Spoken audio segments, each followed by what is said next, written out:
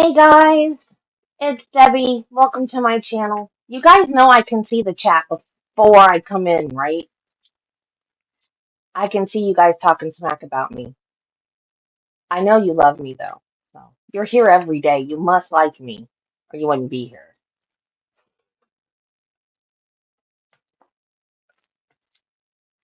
I'm glad you're here too, Marty. I'm so happy to see you. Because for some reason, I thought you wouldn't be back. You said you weren't going to be here Friday. And then you left a message saying, I popped in anyway, and you didn't even show up. I see how you are. Yeah. You came in to check on me anyways, even though you said you weren't going to be here. See, you really like me. You just pretend that you don't. Okay, let's look at Judy's trivia. This trial, y'all, oh my God. Unlike most states, Georgia does not delineate murder by degrees. Really? Instead, the law differentiates between malice murder, eliminating someone with malice aforethought, and felony murder. The four felony murder charges stem from Lanz allegedly fatal shooting Justin, a 6-year veteran of the county fire and emergency services department, and Amber during the ongoing felonies of home invasion. Okay, this guy, um, I don't know exactly where the house was in relation to his, but he broke into these people's house, shot them. They had, I think, a 2-year-old that he left alone, but he's being charged with a count of, I can't remember, something to do with the child neglect or something like that, because the baby was left alone, couldn't feed itself, couldn't change its own diaper, all the normal things a 2-year-old can't do for itself, basically. And I guess something about, no, I don't know if this really happened, but something about being unable to get its parents' attention to care for it. So I don't know if this 2-year-old was like trying to wake up mommy and daddy. I don't even want to think about it. But anyway, he's being charged with that as well as the murders, which I'm very glad for. Because can you imagine? I mean, I know you don't remember stuff when you're 2, but if it's that bad, maybe that memory will stick in that kid's head. Can you imagine? Oh my God, that's horrifying. Okay, so his brother, Matthew's brother, I don't remember how much earlier this was, but he broke into that same house before these people lived there. And he also murdered somebody. Somebody that worked at the Pentagon, I think. So both of these brothers are murderers. It's weird. And he broke into the same house years early. This is bizarre. And I don't know if they're even going to talk about the brother in the because it's not relevant. It's just a weird coincidence, maybe. I don't know. I just found out about this case yesterday because Judy told me about it, and I was, I've been sick all weekend, so I wasn't paying attention to anything going on really on YouTube at all. Um, so that's all I know about this case, but I was just like, man, that is bizarre. So, if you want more details, look it up because I don't know any more than that. But, like I said, I don't know if they're going to say anything about the brother because it's not really related, but that's just kind of bizarre. I don't know if there's some delusion surrounding this house because okay, it happened in 21, I believe. And the reason for the delay with the trial was because there was questions about his competency. So I don't know.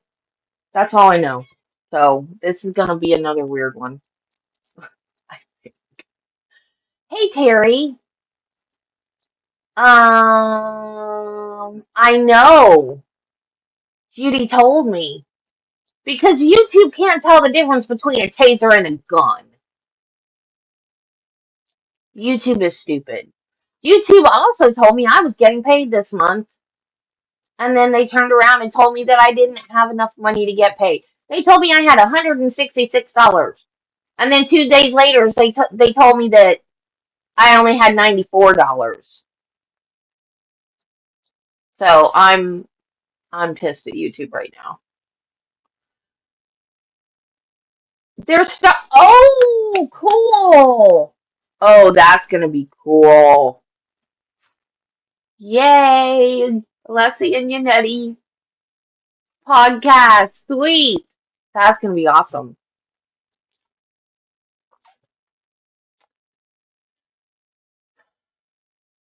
The poll results were Robert Bardo, but it's still open. I'm gonna leave it open until we're done with Chandler.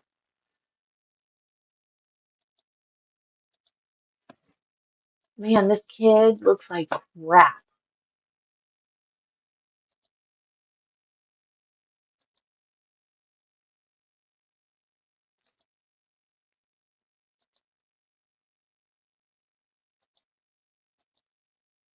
I push play. Why didn't you play? Play! I said play.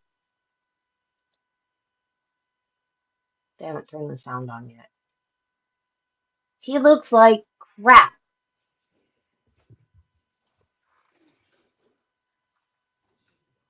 Well, just remember the ones that Good morning, everyone. I am don't vote for are still going to be done eventually. for this jury trial calendar for We're only November we're only 17th. voting for the order in which they're done, not whether they're done at all. Okay, I just need to call back. I have a couple things on the calendar, so just want to make sure you all are ready. And then okay, thank you. Oh, is this going to be a hard to hear one? Okay. Is Mr. Blackman or Mr. Willingham present?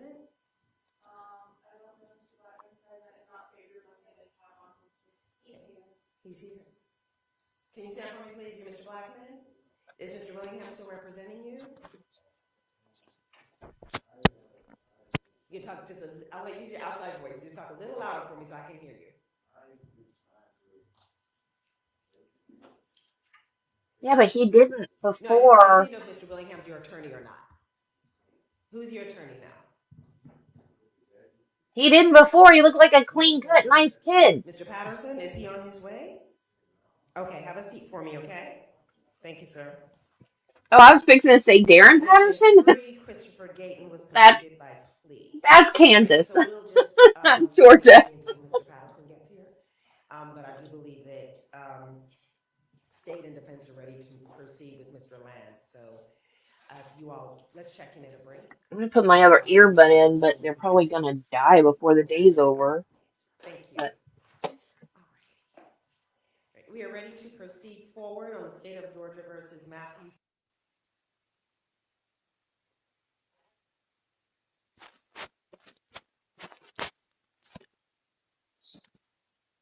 did they just lose sound?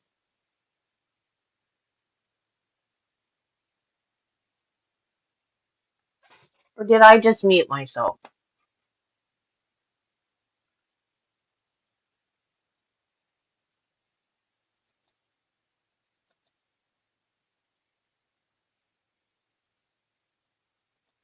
Communicated to Mr. Lanz for consideration. Okay. All right. Your Honor, given the posture of the case, we never got into any substantive plea discussions. Of course, if that was something he was interested in, we would have those conversations, but he would be required to plead to the entirety of the indictment.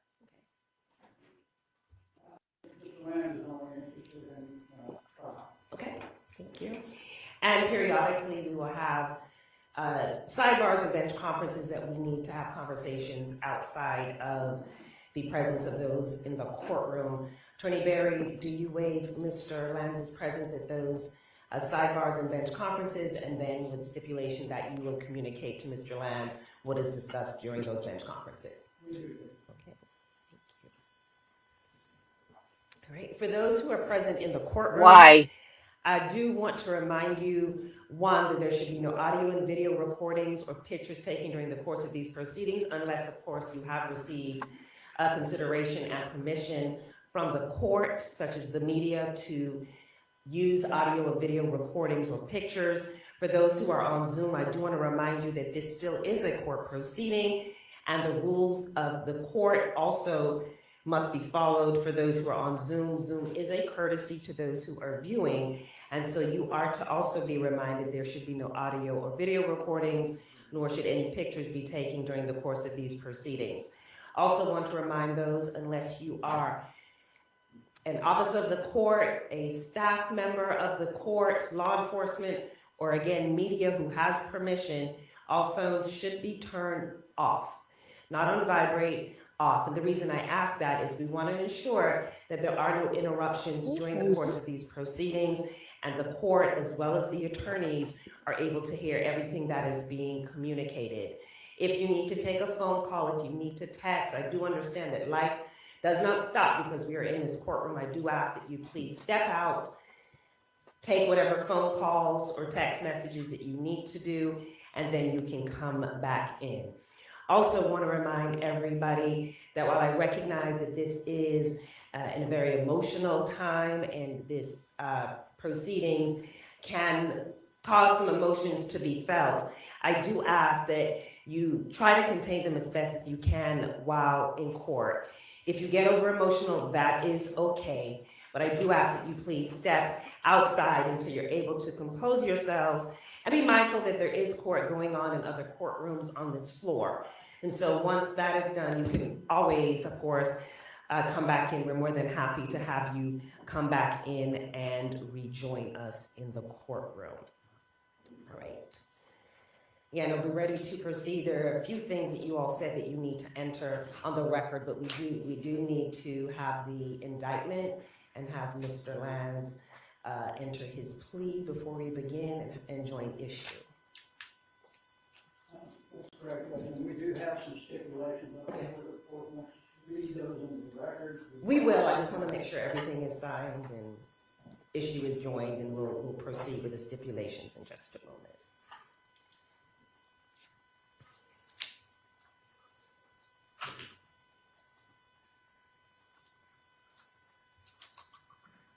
No, Marty, I didn't.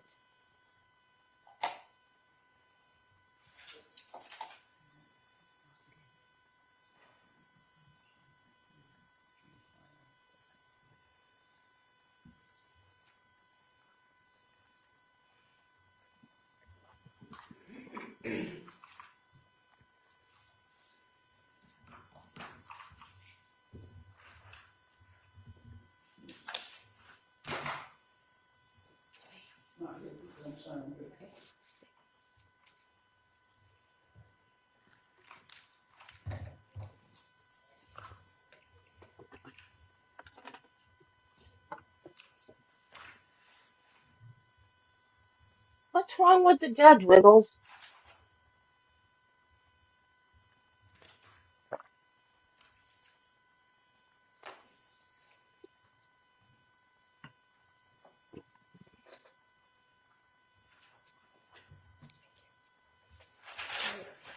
We are here today to try the case entitled The State of Georgia versus Matthew Scott Lanz, the defendant having freely, voluntarily, and intelligently waived his right to a jury trial, and having been advised by his attorney of the rights that he is giving up and the possible consequences, has requested a bench trial in which the court will decide the case and determine the verdict of guilty or not guilty.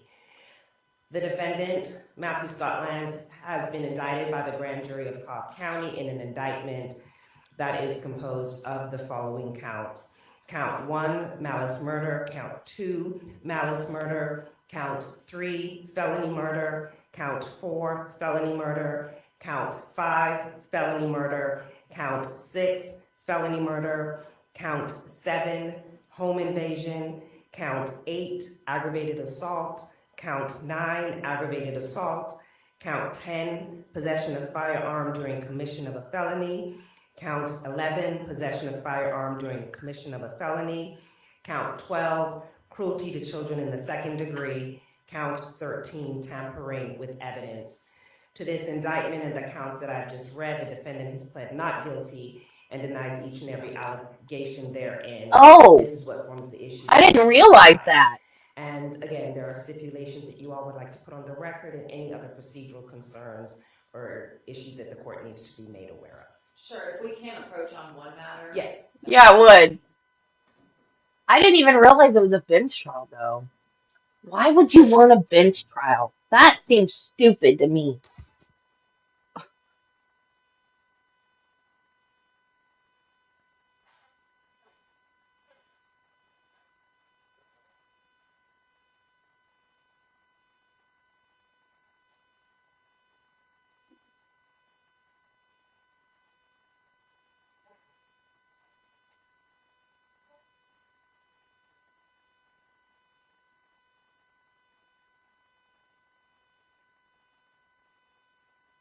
Yeah, no pesky jury instructions to worry about.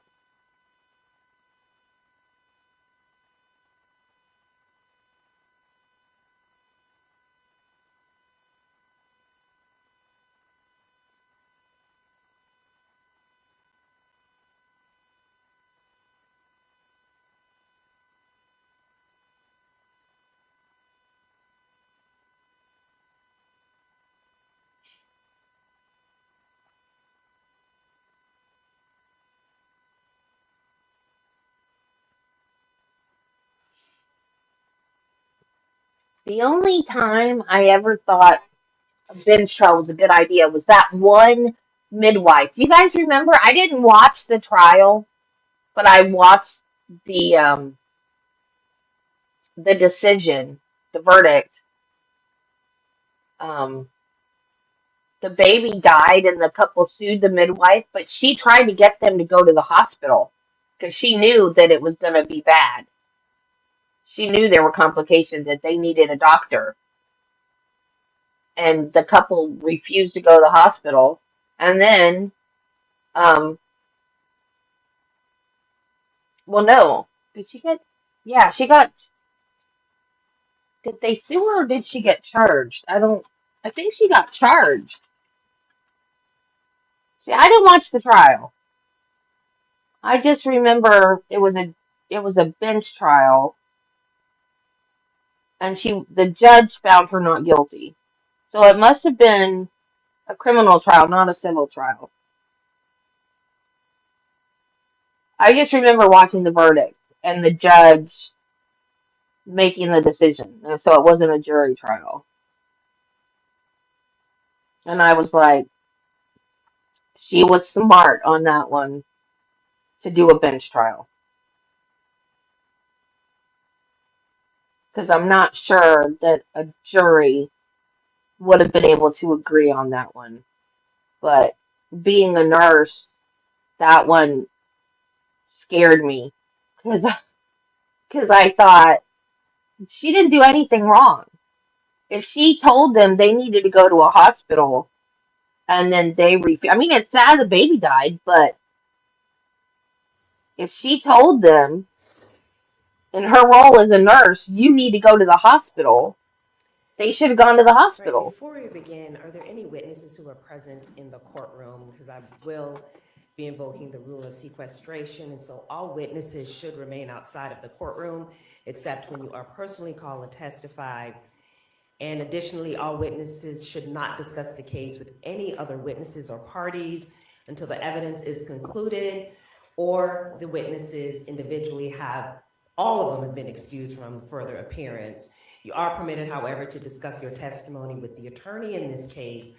And counsel, I will remind both the state and the defense that you are to instruct your witnesses of the requirements of the rule of sequestration in this case. Your Honor, we are asking for an exception for the lead detective in this case, Detective Zachary Stan, who's seated at counsel table. Great. Any objection? Okay. Detective Stanner, you are able to remain in the courtroom. Right. In stipulations? So, Your Honor, we do have written stipulations here. They are labeled stipulations 1 through 9. Both myself and Mr. Berry have signed the stipulation. Okay. There are some state's exhibit numbers that are blank right now because we have not pre-numbered all of the evidence in this case. So we can go ahead and provide this to Your Honor. We don't need to read any of them into the record at this time. And we will update those missing numbers as we progress. Okay, thank you.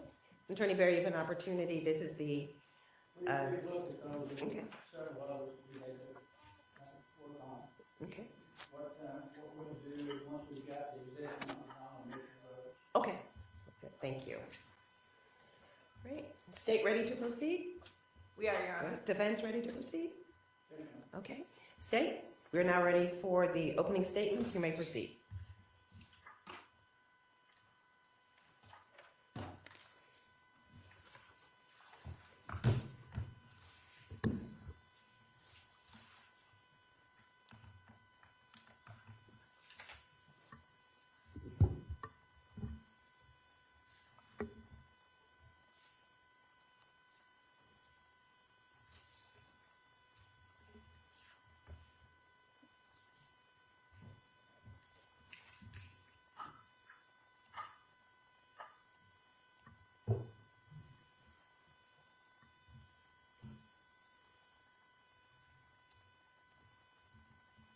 September 5th, 2021.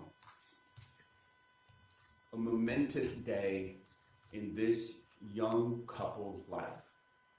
They did something on this day that most young relationships can't do these days. Justin and Amber Hicks bought their dream home. And on this day, they moved into that home. It was the day they moved in? 5059 Robina Drive here in Cobb County. They bought this home just days after their son Jacob's birthday.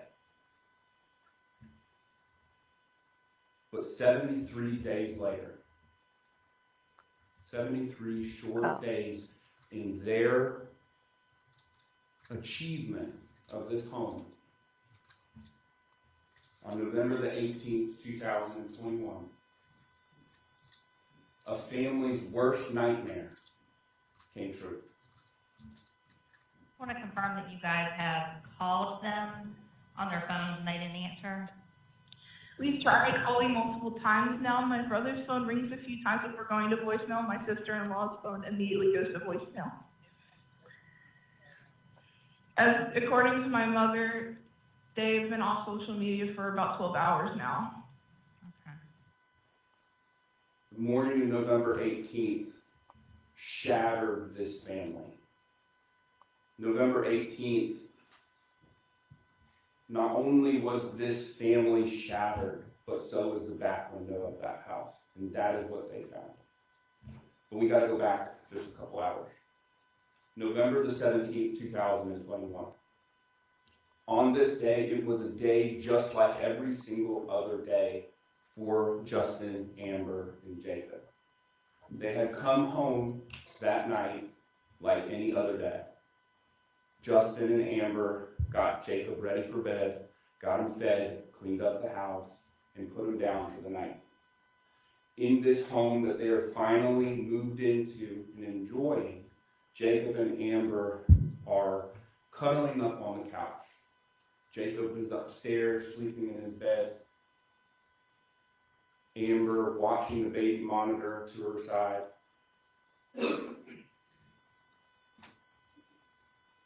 They sat on this couch to watch TV and enjoy the night. But what the Hicks didn't know is that on this night, there was someone lurking on the outside of their home. They had just recently put up this Christmas tree. This Christmas tree was right next to the living room, connected. What they didn't know was that there was someone outside looking at this Christmas tree. And around 10 p.m. that night, this family's worst nightmare came true. Around 10 p.m., the back window of their home was broken into. The Hicks were unaware. They were defenseless. They were executed. All while Jacob was asleep upstairs. This is the state of Georgia versus Matthew Lanz. Now, you've read out the charges right before I started opening, but I do find that it's important to go through those charges as we put up evidence through this case during this week so that you know what to look for. Now, count one in the indictment is malice murder. This is did unlawfully with malice of forethought cause the death of Timothy Hicks, a human being, by shooting Timothy Hicks with a firearm. Now, just for the court, Timothy Hicks is the legal name of Justin Hicks. It's Timothy Justin Hicks. He just went by Justin, but that is his legal name. Count two, malice murder, did unlawfully with malice of forethought, caused the death of Amber Hicks, a human being, by shooting Amber Hicks with a firearm. Count three, felony murder, while in the commission of a felony, to wit, home invasion, as set forth in count 7 of this indictment, did cause the death of Timothy Hicks, a human being, irrespective of malice. Count 4, while in the commission of a felony, to wit, home invasion, as set forth in the count 7 of this indictment, did cause the death of Amber Hicks, a human being, irrespective of malice. Now, this is count 7, which those two prior counts are predicated upon, which is this home invasion, did unlawfully without authority and with the intent to commit forcible felonies therein, to wit, murder and aggravated assault, while in possession of a firearm, to wit, a handgun, a deadly weapon, enter the dwelling house of another, to wit, the Hicks residence located at 5059 Verbena Drive, Northwest, Ackworth, Georgia, while it was occupied by Timothy Hicks, Amber Hicks, and Jacob Hicks, persons with authority to be present therein. Now, jumping back to count 5, this is another felony murder count. While in the commission of a felony, to wit, aggravated assault, as set forth in count 8 of this indictment, did cause the death of Timothy Hicks, a human being, irrespective of malice. Then count 8, in which that is predicated upon, aggravated assault, did make an assault upon the person of Timothy Hicks with a firearm, a deadly weapon, to wit, a handgun. Count 6, felony murder, while in commission of a felony, to wit, aggravated assault, as set forth in count 9 of this indictment, did cause the death of Amber Hicks, a human being, irrespective of malice. Then the predicated count of count 9, aggravated assault, did make an assault upon the person of Amber Hicks with a firearm, a deadly weapon, to wit, a handgun. Count 10, possession of a firearm during the commission of a felony, did unlawfully have on and within arm's reach of his person a firearm, to wit, a handgun, during the commission of murder, home invasion, and aggravated assault, felony crimes involving the person of Timothy Hicks. Count 11, possession of a firearm during the commission of a felony, did unlawfully have on and within arm's reach of his person a firearm, to wit, a handgun, during the commission of murder, home invasion, and aggravated assault, felony crimes involving the person of Amber Hicks. Count 12, cruelty to children in the 2nd degree, did with criminal negligence cause Jacob Hicks, a child under the age of 18 years old, cruel and excessive physical and mental pain by leaving Jacob Hicks' parents deceased in the home with said child, resulting in the 2-year-old child being alone and unsupervised for approximately 12 hours, during which Jacob Hicks was unable to feed himself, change his diaper, or get the attention of his parents, causing him excessive physical and mental pain. Count 13, tampering with evidence, did knowingly conceal physical evidence, to wit, shell casings, said evidence involving the prosecution of the offenses of murder, home invasion, and aggravated assault, with the intent to prevent the apprehension of and obstruct the prosecution of said accused. To wit, said accused did remove shell casings from the murder scene so as to avoid apprehension and otherwise obstruct the prosecution of himself. Now that's the counts in this indictment that we are moving forward through this trial, and those are the elements that the court is to find. But I do find that it would be helpful that we kind of put in front of the court a roadmap of who we're going to hear from, what we're going to hear about, and so forth. So I'd like to introduce you to the parties. This is the Hicks. This is Justin, Amber, and Jacob. To the left, we have Justin Hicks. As I previously stated, Justin's full legal name is Timothy Justin Hicks, but he went by Justin. Throughout this trial, we will be referring to him as Justin. He was 31 years old at the time of his death, and he was married to Amber Hicks. He had one son, Jacob Hicks, and he was a Cherokee County firefighter. Then here on the right, we have Amber Hicks. She was 31 years old at the time of her death. She was married to Justin Hicks. She had her one son, Jacob, and she was an audiology assistant. And then we have Jacob Hicks. He was two years old at the time of his murder. He's 6 now.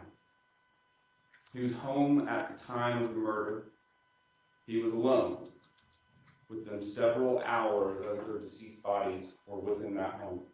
And you're going to hear evidence that Jacob tried to cuddle with his parents as they lay deceased on that couch. You will hear and see evidence that Jacob tried to play with his parents with toys.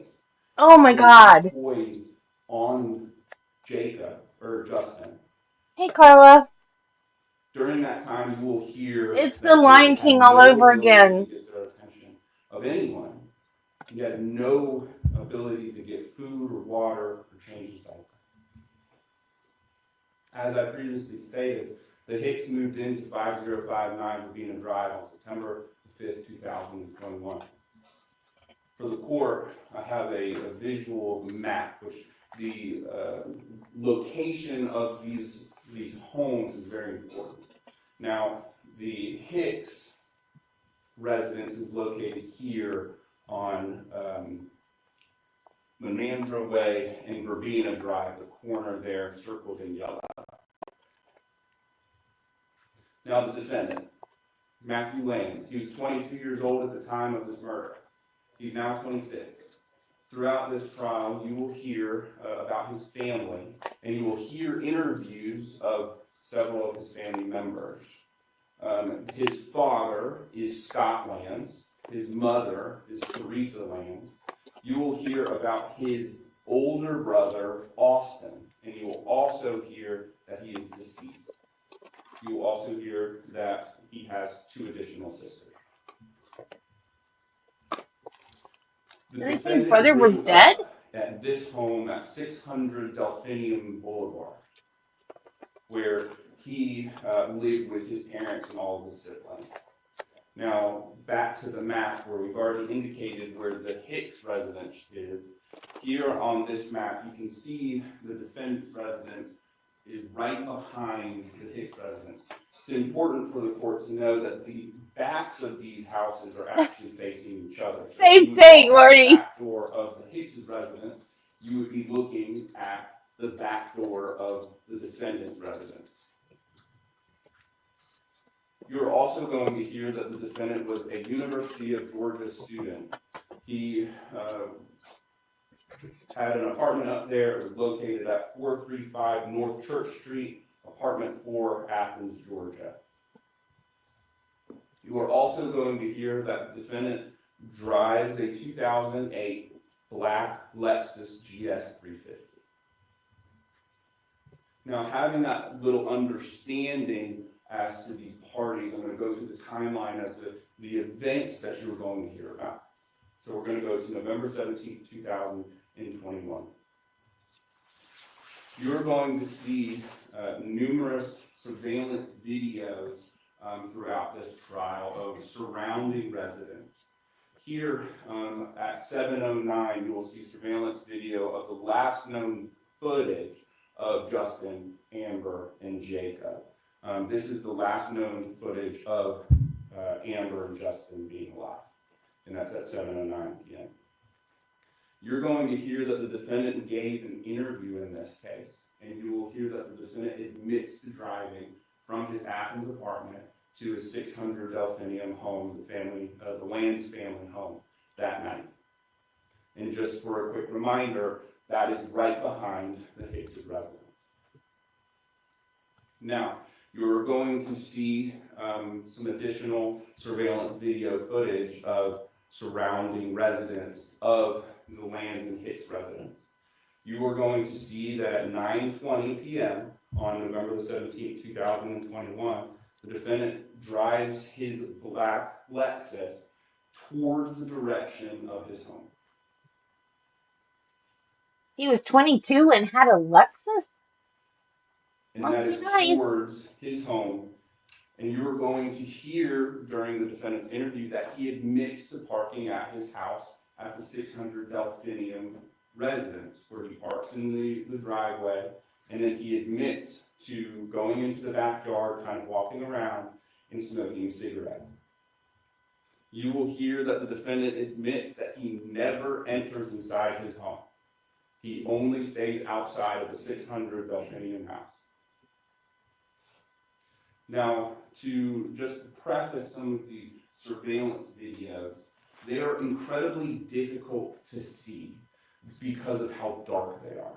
However, you will hear from Detective Smith in this case, who is going to walk through these videos and show you where to look as to where you can see the defendant walking from to and from his residence to the Hicks residence.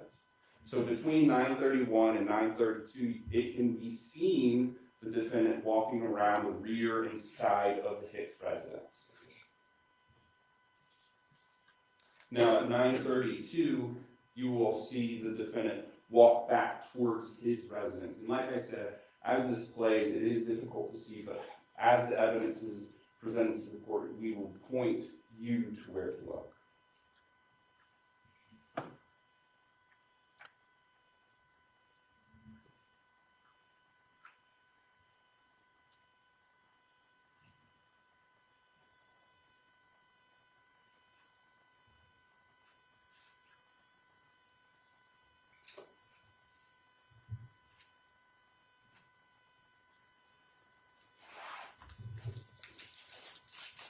Now, between the times of 9:43 p.m. and 9:44 p.m., you will actually see the defendant again walking the property line. Are you kidding me?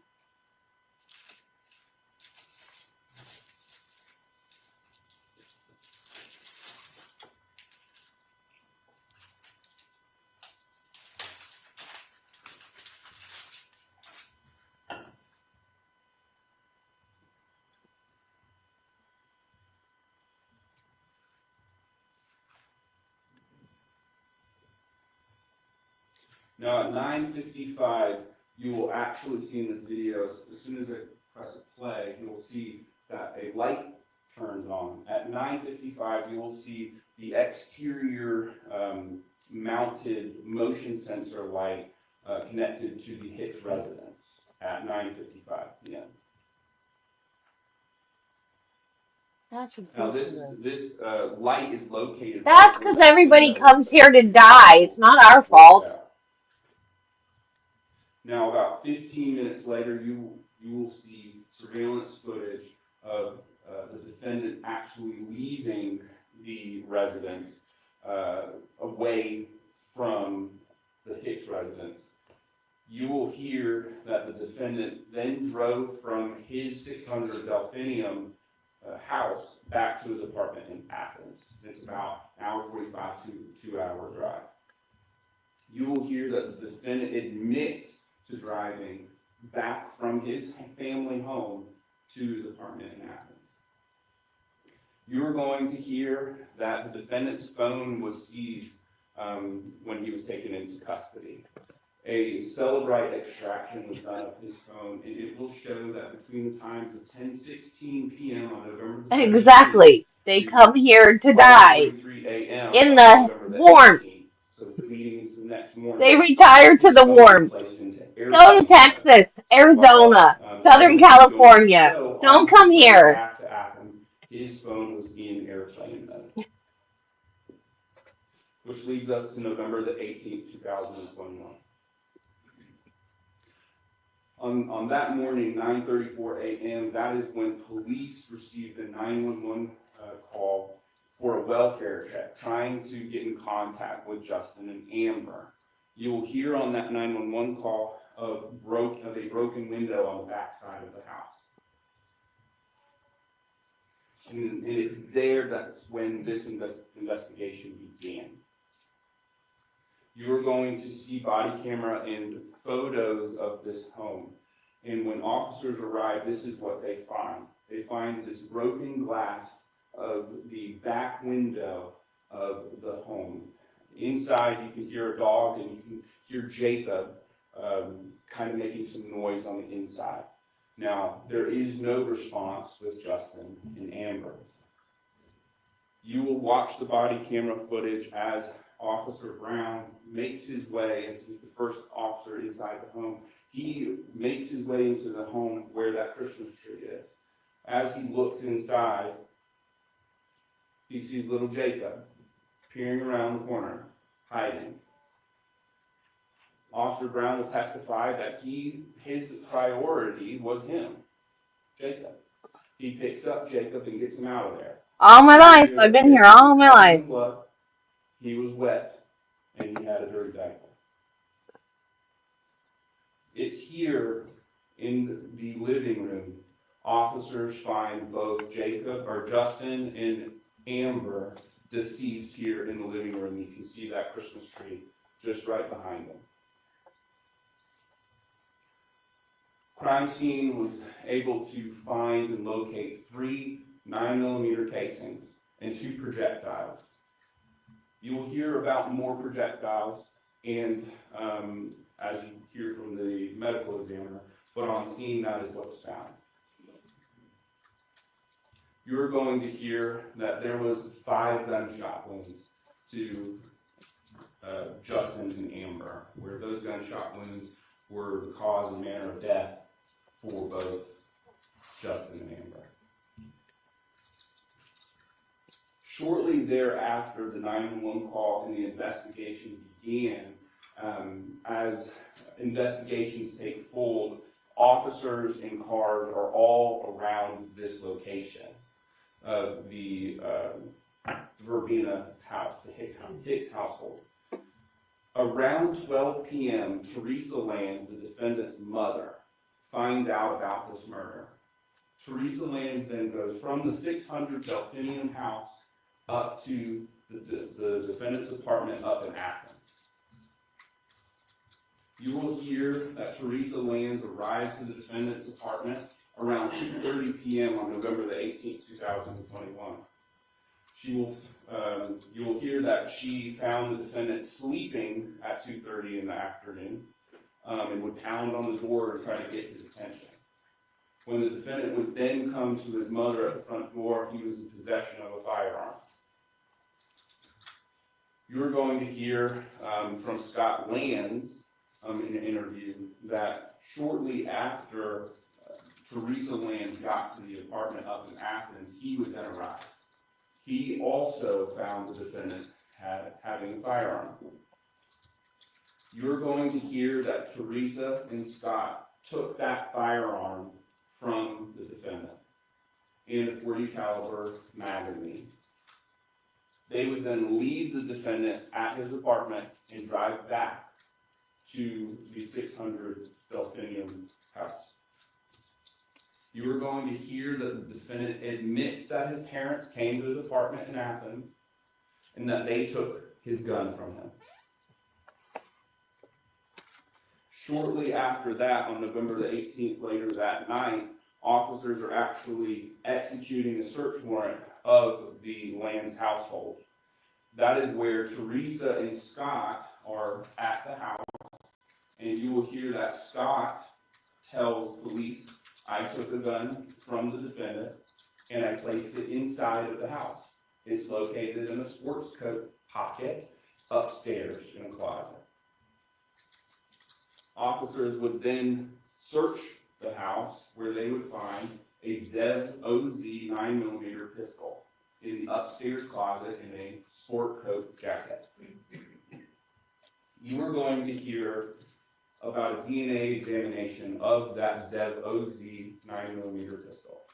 You're going to hear from forensic biologist Ted Bill with the ATF that he conducted a DNA comparison of swabs of the pistol to that of the defendant. You are going to hear that the DNA profile of the swabs of the pistol are consistent to that of the defendant. You are also going to hear that there was a firearm examination done of this firearm.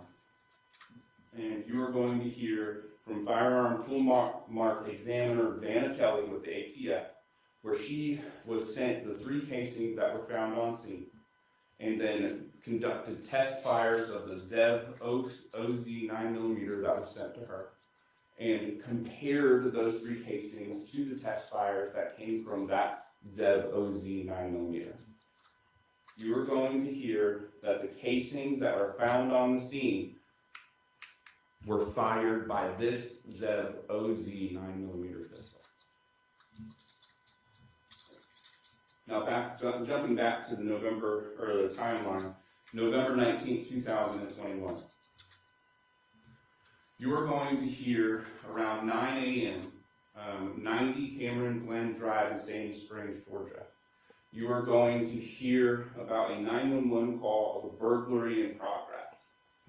You are going to hear that Sandy Springs police officers arrive to that residence and they find the defendant inside the home, upstairs in this home. You are going to hear that the officers enter that home and command the defendant to come down from the upstairs. You are going to watch the body camera footage of this interaction with the defendant. After several minutes of commanding him to come down, the defendant would make his way down this staircase, dressed fully in camouflage, several layers with mask and a fishing hat. You will then watch as the defendant, as soon as he hits that bottom step, attacks one of the officers there.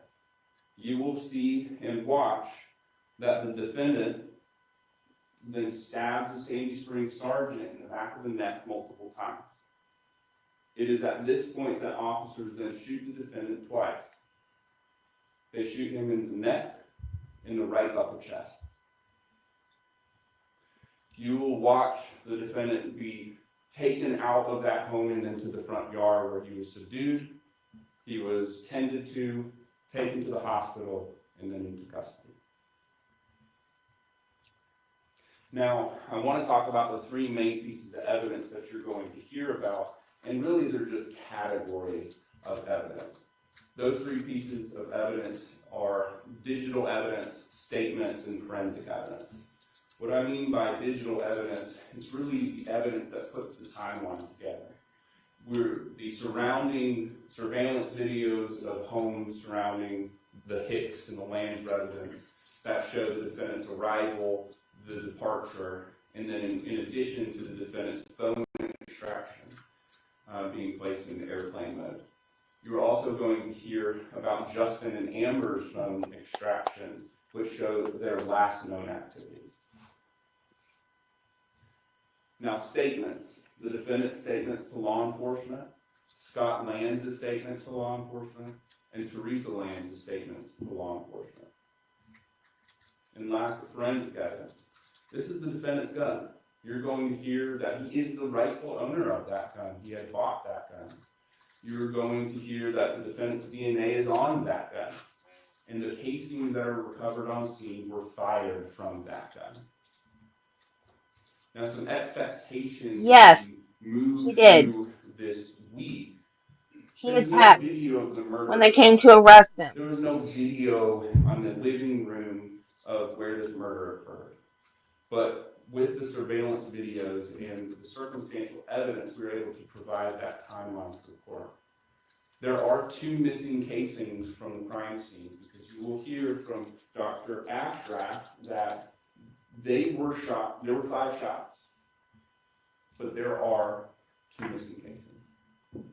As I previously stated, the surveillance video in the front of the Hicks household is incredibly difficult to see because of the dark nature. However, Detective Smith will show and point where to look at the appropriate times. There is no perfect timeline. There never is. But we will present a timeline for the court to make the findings that we need to make. The defendant's statements during these interviews are odd at times, and you will not hear a specific motive in this case. Now, as the court knows, my duty is that the burden is on us. It's always on us. The burden of proof is always on the state to prove every criminal case as to each essential element of the crime charge beyond reasonable doubt, and that never shifts. Now, your duty this week is to listen to the evidence and ascertain the truth. What I mean Geez, by I don't think that I'd be is telling the judge I what ask their the duty court to is. look at the 5 C's. That's the corroboration of the evidence, consistencies and inconsistencies in the evidence, the credibility of the witnesses as they take the witness stand, and the conduct of the parties. And last, just common sense. At the end of the evidence, we will ask that you return a verdict that speaks the truth. There is only one truth in this case, and that truth is that the defendant is guilty to all counts of this indictment. Thank you. Yes, his brother Thank did. you, Ada Horowitz. Attorney Barrett, would you like to make your opening statement at this point? It's very short. Okay, you may proceed.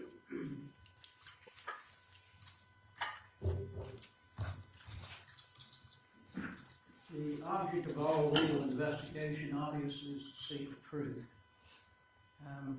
This is a very emotional case, very difficult case, as the court pointed out earlier. As the court already knows from your experience, the state has the duty and responsibility of proving the case beyond a reasonable doubt. And of course, what they say in opening is just what they allege the evidence to be. We'll have an opportunity to test that evidence and talk about it. Matthew believes that he has been set up by either FBI, CIA, Oh my God. agency. I think you'll hear What? some information about that through his statements. The court will have the ability to listen to those and evaluate those. We believe that, and certainly are confident that the court, after you hear all the evidence in the case, will be able to make an enlightened and fair judgment as to the guilt of Matthew. We'll have an opportunity to come back before the court and talk about what the state's case has proven or not proven. Thank you. Thank you, Attorney Barrett. State, you may call your first witness. State calls Timothy Hicks.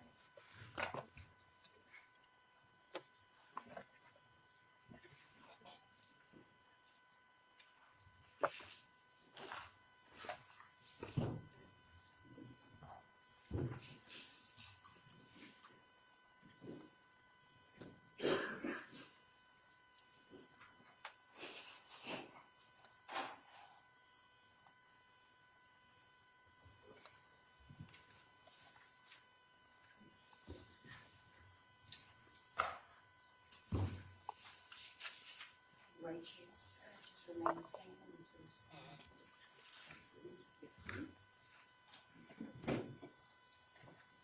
You'll raise your right hand, please. You do solemnly swear or affirm the testimony you're about to give the court on the issue now pending shall be the truth, the whole truth, and nothing but the truth, so help you God. Have a seat for me, please. And once you're seated, if you would please state and spell your true and correct legal name for the record. My name is Timothy Johnson Hicks, and Timothy Johson, Hicks, Hicks, and I go by Tim. Thank you. Yes, ma'am. You may proceed, ADA. Thank you, Your Honor. And for the record, we have shown all exhibits to defense counsel.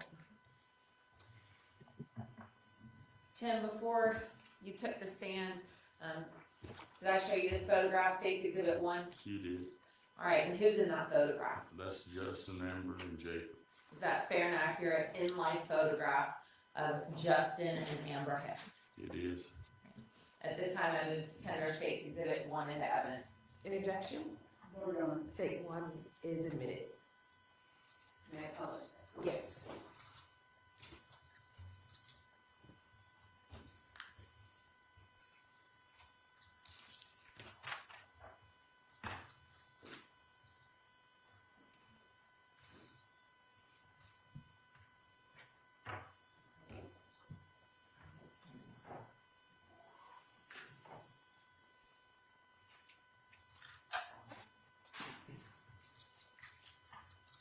All right, Tim, looking here at State's Exhibit 1, you said that it was Justin and Amber.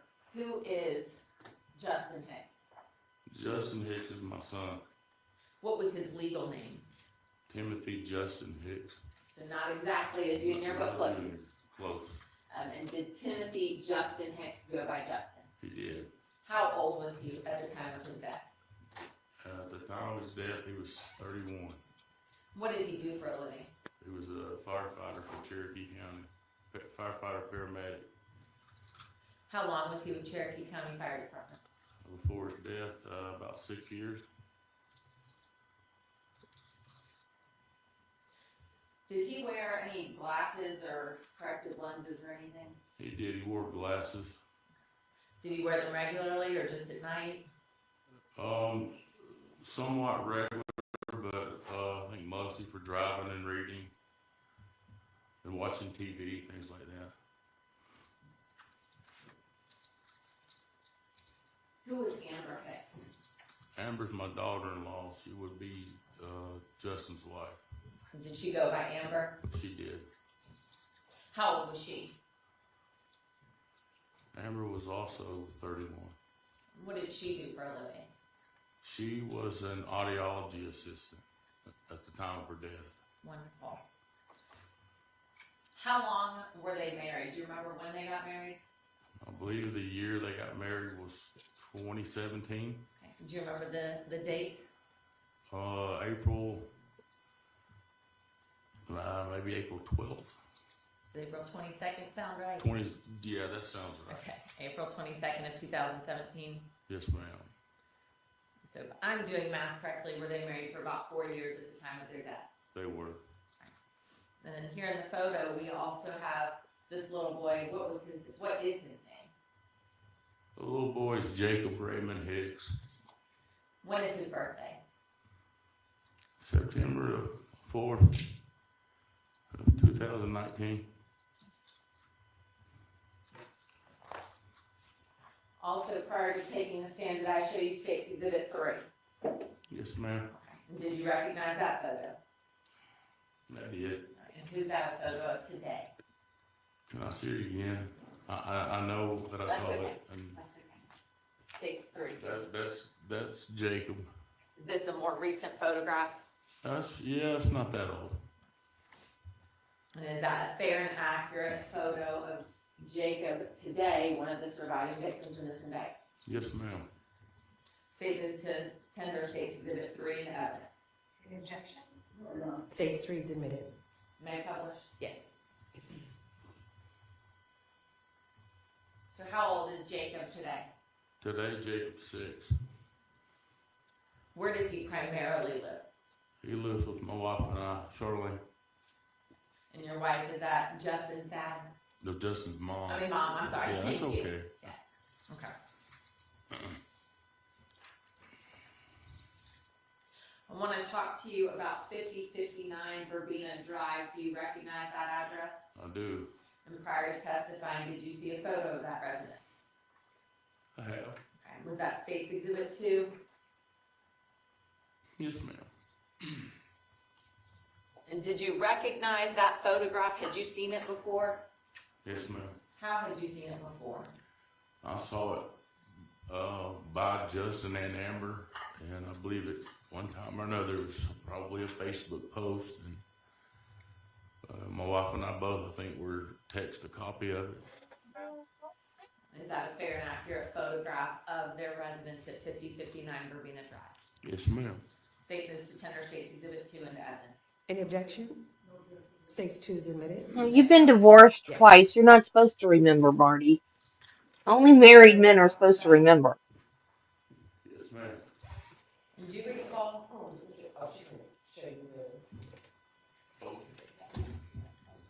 Yeah, that's correct. And do you recall the significance of this photo or when it was taken? If I remember correctly, the photo was taken shortly after they moved in. Was this kind of that obligatory first new home photograph? Yeah, kind Now that address, 5059 Verbena Drive, what is the city that it's located in? of Ackworth. Is that in Cobb County? Yes, ma'am. Who kind of initiated the purchase of this home? Well, Justin and Amber both saw the home and were looking together. And when they saw this particular home, I believe Amber kind of fell in love with it, and that's kind of the house that she wanted. And so that's the one they aggressively pursued. Were they excited when they were able to purchase this home? A whole lot.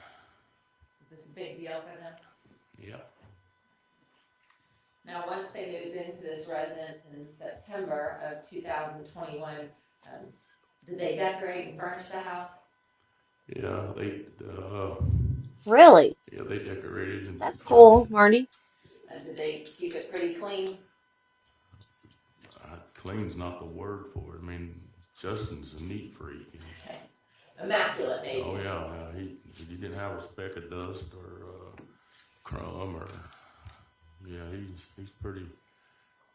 I'm not saying Amber wasn't, but I know Justin was. Did they typically, clean up and tidy up before they went to bed at night or relax? Yeah, at night? typically that dishes were done, things were put away. In fact, they even, best I can remember, they prepared for the next day. Had like Justin would have his uniforms pressed or whatever and ready to go. Diaper bag packed, backpack Diaper packed? bag packed and What about safety measures? Did they have their house baby proofed for Jacob? They did. Jacob's room, actually, Justin had turned the bedroom door into a two-way door, maybe like a barn door, where you could open the top or the bottom, and they'd open the top so they could see in, but Jacob couldn't get out without them knowing it. And they had a baby monitor. They had gates on the upper and lower end of the staircase. And if I remember right, they had a gate or two actually on the main level blocking something. And those gates were locking gates. I forget the kind of lock, but it was more or less a child-proof lock. Do you know whether those child-proof locks were engaged when, typically when Justin and Amber were still awake at night, but Jacob had already gone to sleep? If Jacob had gone to sleep and they were sitting up for a little while, the gates were most likely unlocked. Okay. But they would secure them before They bed? would secure them when they went to bed. What about locks on, baby locks on like doors to the exterior? They had some of those. They also had some of those little hinge things you put on cabinet doors and things like that. Plugs in the sockets and outlets and. Really made a lot of efforts to keep that house baby proof. Did they have a security system? They did. I believe it was one called Ring. Was it Ring? That's what what I remember. I think it was a Ring. One of them at the door, cameras, and you can see it on your cell phone, kind of thing. And do you know whether they had subscriptions where data stored for things like breaking the footage? I think they did. I think they had I don't know who the alarm company was, but I believe they did have some sort of they had some sort of system where it was recorded. I want to direct your attention to November 17th of 2021. Do you remember that day? Unfortunately, I do. Do you remember what Justin was doing on November 17th of 2021? On that particular day, he was off of work. My wife and I were babysitters for Jacob while they worked. And anytime Justin was off, he kept Jacob himself. So I knew that he was off because Jacob was with him. And not sure what all they did that day.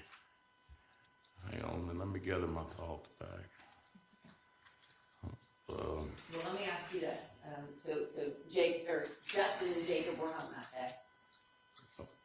On the 17th, yeah, I'm trying to get the date between That's 17 and 18, I right? know. It's okay. What kind of car did Justin drive? Justin drove a black F-150 pickup truck. And did Amber have her own car as well? She did. She had a Chevrolet Equinox. And do you know on November 17th of 2021, were both of their vehicles home? No, that particular day would have only been Justin's truck because they had gone the night before.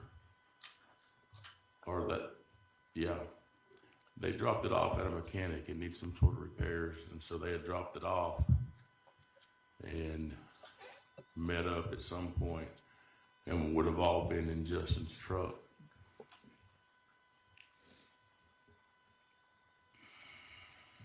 Did anything for the time that you had contact with them on November 17th of 2021, did anything seem off to you?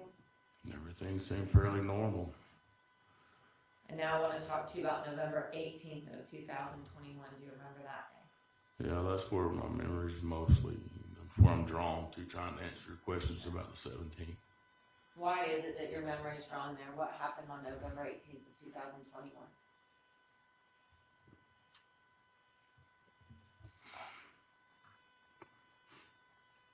My wife and I were in bed asleep. It was early in the morning. And my phone rang, and it was Amber's work, her boss from work.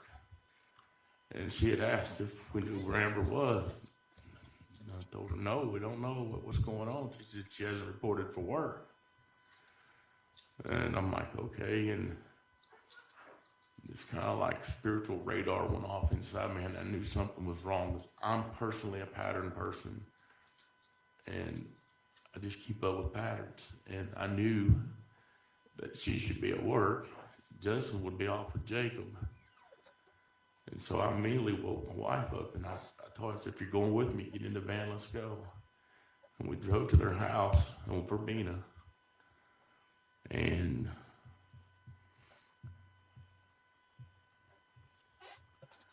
we parked in the driveway, and I noticed first the garage, because that's where, when you pull in, the garage was, which we were facing. Off to the left was the sidewalk that led to the front door.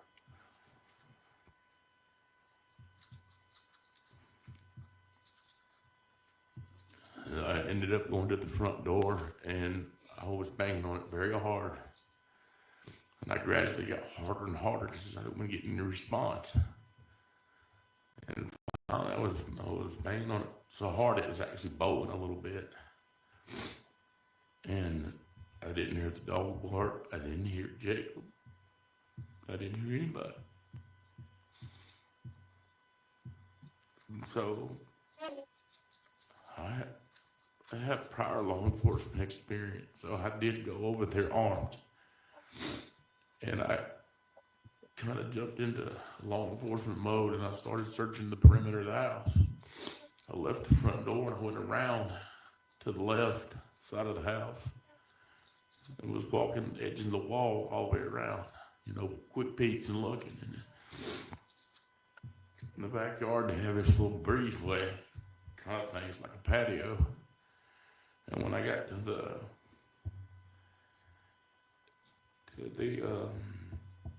corner of the house there, where that separates, I did a quick peek, and I saw that the blinds and curtains were flapping in the wind, and there's glass everywhere on the patio. I knew then there'd been some sort of forced entry. I approached the window. My intent was to go in. I approached the window,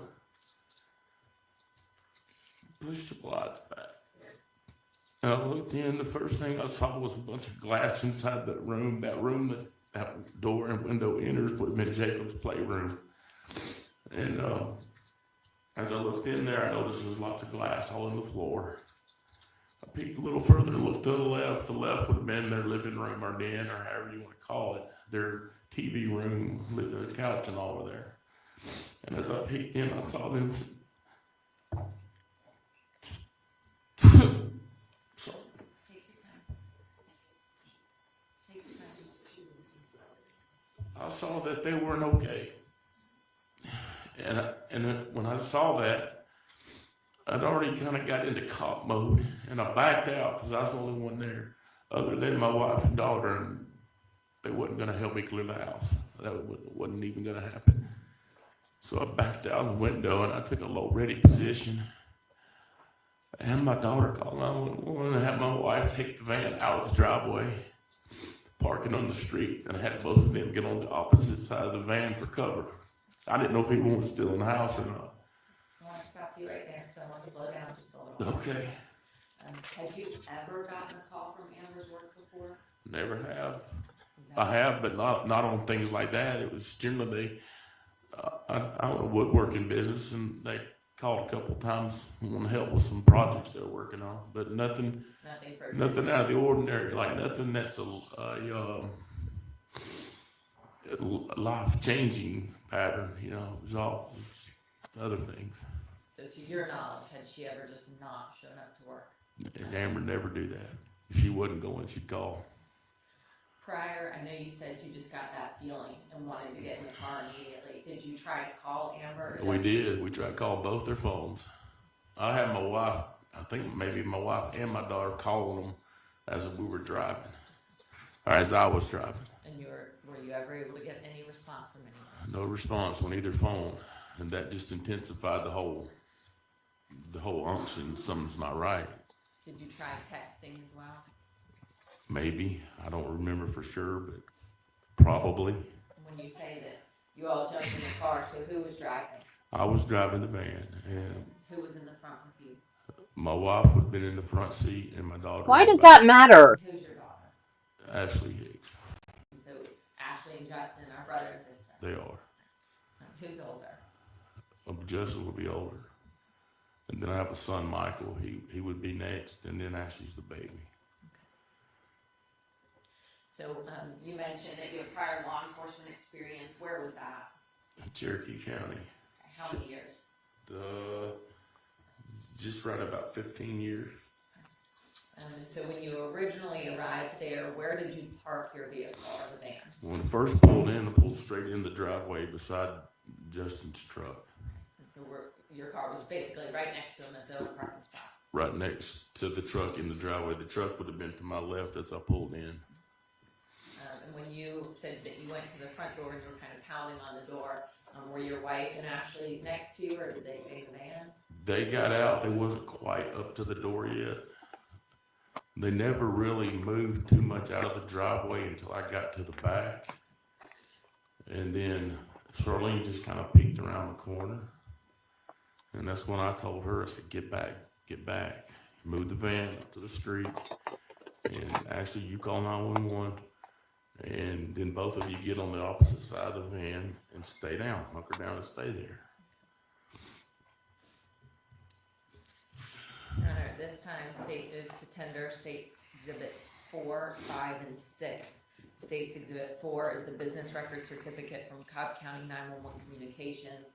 States Exhibit 5 is the 911 audio recording of Ashley Hicks, and States Exhibit 6 is the CAD report. Both the audio and CAD report are covered by the business record certificate in States 4. Interjection. 4, 5, and 6. States 4, 5, and 6 are admitted. And Your Honor, can we go ahead and publish States Exhibit 5? Yes.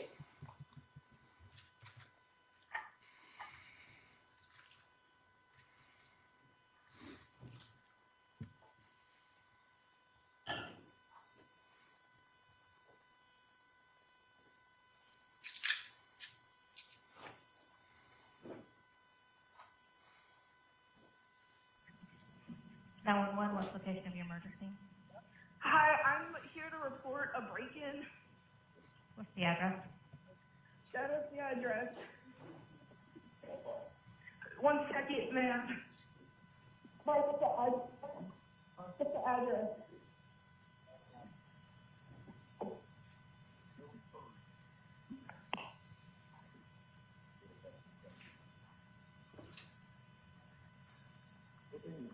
$5059 Verbena. 359 Verbena? 5059 Verbena. And what is your name? We need someone here immediately. What is your name? Ashley Hicks. Your My telephone brother number? and his wife and 2-year-old son are missing. What's your telephone number? 678 Uh-huh. Or Misty. 523 Uh-huh. 7974. Right. Her dad didn't tell her? What, ma'am? Tell me exactly what has happened. So, my sister-in-law's work called saying that she hasn't called in today and it's out of character for her. So we stopped by their house and invested the area trying to see if they made questions. And one of the windows in the back is broken. There's a window in the back that's broken. Yes, ma'am. Have you guys gone inside the house? No. Okay. My father's a retired cop, and he does have a gun with him for But defense. you guys are waiting outside for the officers, is that correct? Yes, ma'am, we are standing, Okay. at the edges of the street. All right, give me just By one the second. driveway. Give me just 1 second to type that in what you said, okay? Yes, ma'am.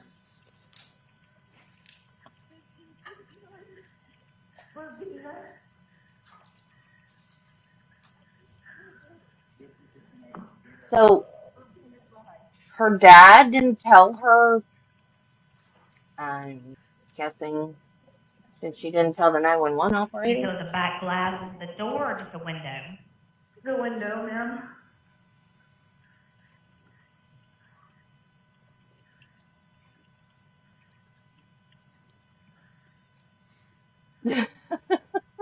We don't know if anyone's still in the house. My father's kept us all outside and away from the house. Well, yeah, with the defense, like, he thinks he was set up by the FBI or CIA. Yeah, I'd be over it too.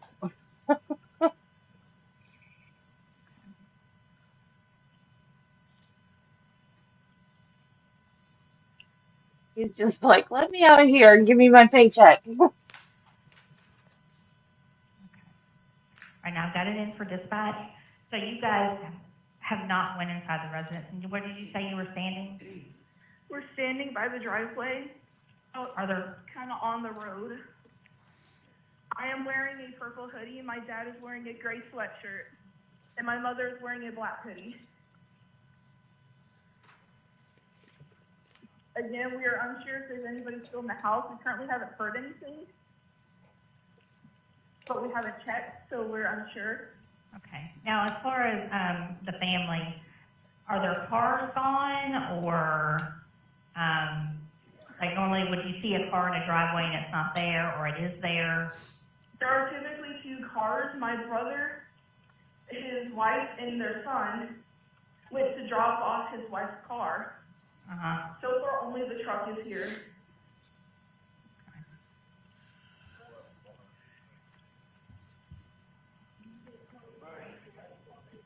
And no one has heard from them so far in about 11 to 12 hours.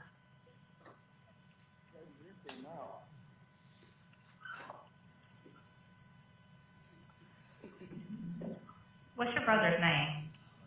Justin Hicks, Timothy Justin Hicks. What's his wife's name? Amber Hicks, And how many children do they have? just one. He is a 2-year-old named Jacob Raymond Hicks.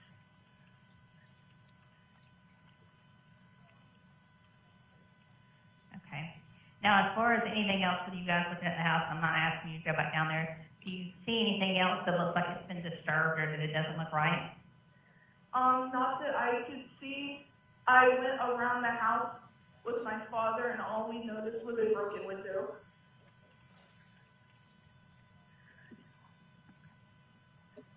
And that you know of that window was not broken before? No, ma'am. My father said for the police need to get here now, or he's gonna go in. They're on the way. I would suggest that you stay there and wait for them. He said EMT needs to get here too. The what? EMT needs to get here too. Who's injured? In case. He said just in case. We don't know if anyone's still inside or not. Okay.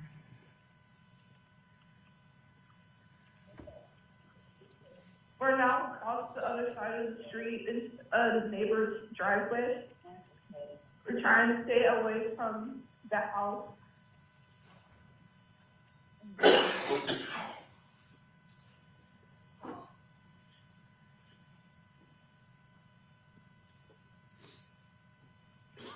And you guys have tried calling them on their phones and they're not answering?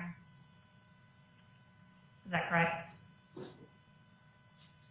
Ashley?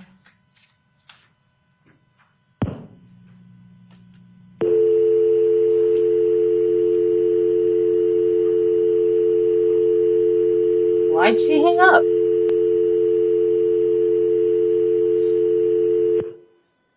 We'll now publish part 2 of that same call.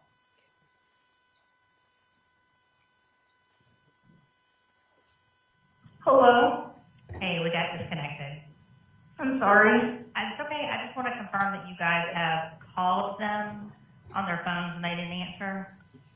We've tried calling multiple times now. My brother's phone rings a few times if we're going to voicemail. My sister-in-law's phone immediately goes to voicemail. As according to my mother, they've been off social media for about 12 hours now. Okay.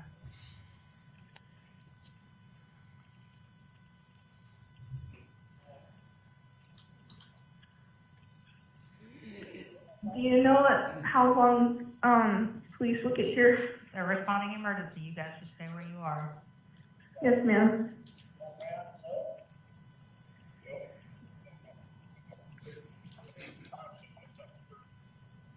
I thought he said he went in the house and saw that they weren't okay.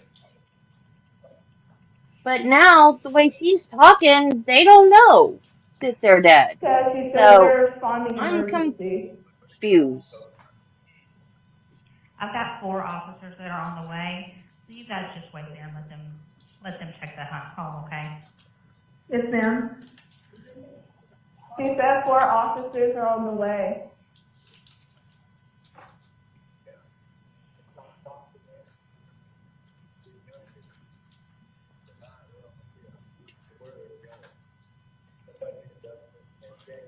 If I went in there and found my son and daughter-in-law deceased, I'd be looking for the kid, for my grandchild, you know? Like, yeah, that's what I thought.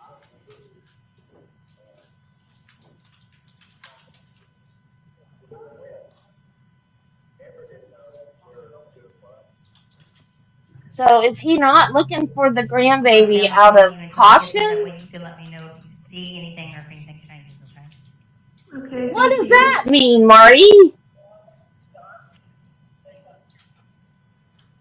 Yes, I'm worried about the child.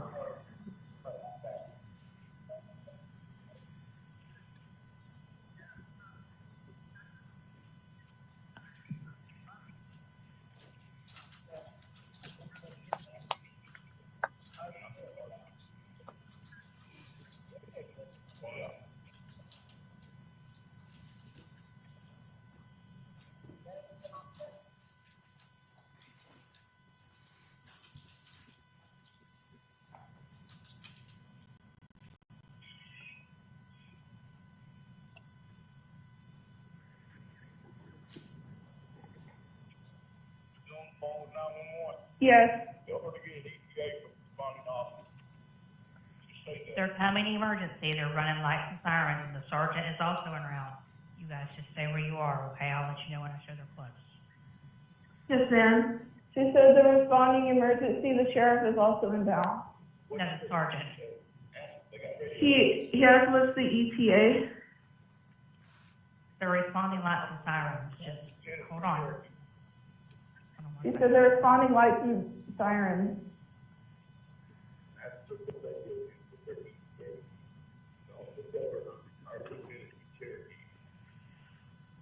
He's asking if you could radio them what their ETA is. He's a retired cop from Cherokee.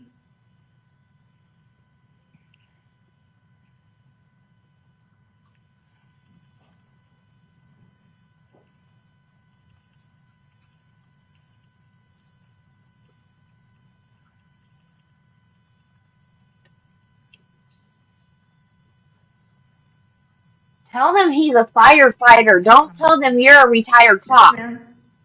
Tell them he's a firefighter.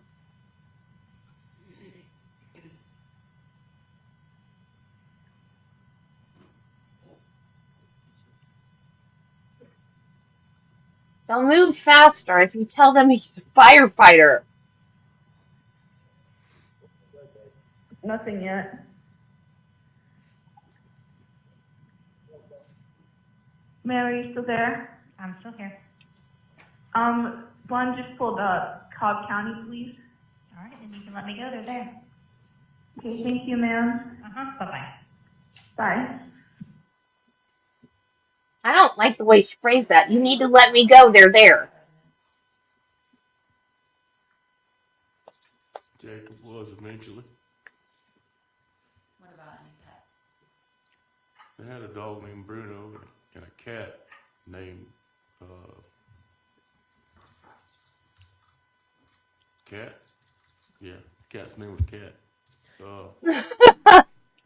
Bruno, the officers eventually brought Bruno and Jacob out of the house.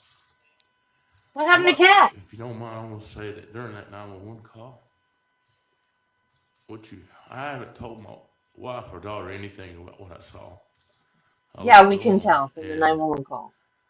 I guess my wife was kind of having unctions as well, and that's what you hear in the background, is her screaming out. Is that why you went ahead and asked for EMT? Yeah. Okay, when your daughter said just in case. When I saw them inside the house, based on my experience, I knew that they were gone and there was no bringing them back from what I saw. But yeah, I asked anyway. And at that point, had you laid eyes on Jacob? Did you know whether he was I did alive? not see Jacob at all. I was very concerned about it. Honestly, my first thought was that he had also been killed.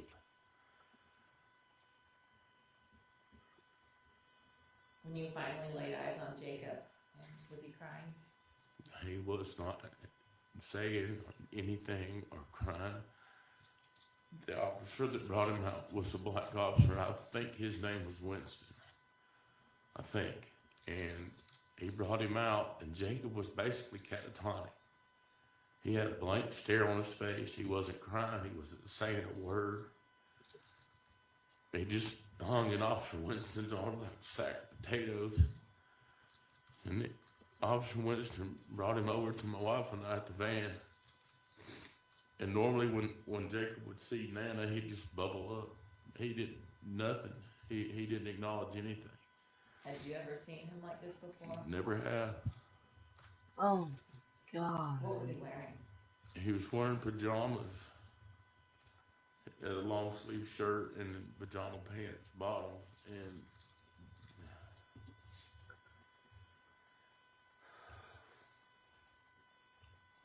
his pajamas had been covered in blood, and it was dried. The blood was dry. It was dried on his clothes, and it bled through to his skin. Do you remember whether his pajamas were otherwise dry or wet? He had on a diaper. I don't know how many times he'd gone in it, but it was heavy. I mean, he was wet for sure. I don't remember if he had number 2 or not, but he was wet more than once. A heavy diaper is the way you A described heavy it. diaper. Did he have anything in his hands? Yeah. He was clutching Justin's glasses, Would and Justin- he wouldn't let go of them. We pried them from his hand. What did he have? I believe, I don't remember for sure if it was me or who, but we ended up giving them to the detectives, the glasses. Oh, Those glasses that Jacob, or that Justin would use to watch TV. Yeah. Now, developmentally, was Jacob a fairly normal 2-year-old? Absolutely. Was he attached to his parents? Yes. Did he often try to get their attention? Yeah. Yeah, if he wanted something, he didn't have a problem trying to get somebody's attention to get it or whatever. Still don't. If his parents were on call or busy or preoccupied, would he get frustrated if he couldn't get their attention? Yeah, he would keep pursuing. poor baby. Kind of like any 2-year-old. Like any 2-year-old. Do you know what time he woke up back around that time? Typically, Typically, he would wake up probably between 6 and 6:30 in the morning. The habit. I mean, he woke up pretty. He kept steady with the pattern even when Justin was off and kept him. But the pattern is when Charlene and I would watch him, he would get up about 6:30, and Justin and Amber would get ready for work, and Amber would drop him off at our house to babysit for the day, and he was up by then, stayed up usually. and so typically when he woke up between 6 and 6:30 in the morning, would he have a diaper change? Oh yeah, he would have his diaper changed. Was he potty trained at all when he was? Not then, no. Now, was he able to change himself or put on his own clothes or anything? Not then. And so Justin and Amber would wake him up, change diaper, put clothes on. Right. What about feeding himself? Who typically prepared his breakfast? Amber and Justin would occasionally, if Justin was off from work, and then usually he had breakfast when he got to our house. Is that still So- pretty early? Excuse me? Is that still pretty early in the morning? Yeah, by then there'd be 8 o'clock maybe. Now, was he able to get anything out of the refrigerator or go into the pantry himself and make his own breakfast back when he was 2? No, not then. Able to get himself any water or anything like that? No. Now, by 10 o'clock in the morning, had he typically eaten by then? Yeah, usually by then he'd had his food and probably a couple of cups of juice or something from a sippy cup. Snacks? Probably snacks, yeah.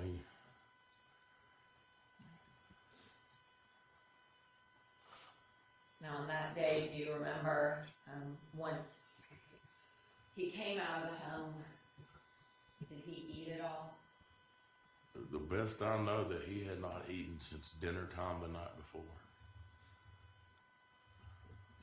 Did you have him checked out by EMS?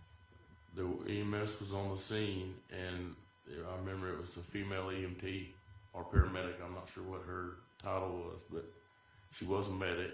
I knew that. And she stayed kind of close to us. And at one point, Jacob still hadn't come around. It took a few hours for him to even realize he was still in the world. And when the EMT lady, she was a little concerned and said, if you don't come around soon, we probably need to transfer him to the hospital. But before that took place, he did come around. It was almost like he'd woke up from a bad dream. He just like woke up and, Nana, you know. After he had been with Nana for a long time. She's holding him, yeah, but before that he didn't even move. He just laid there.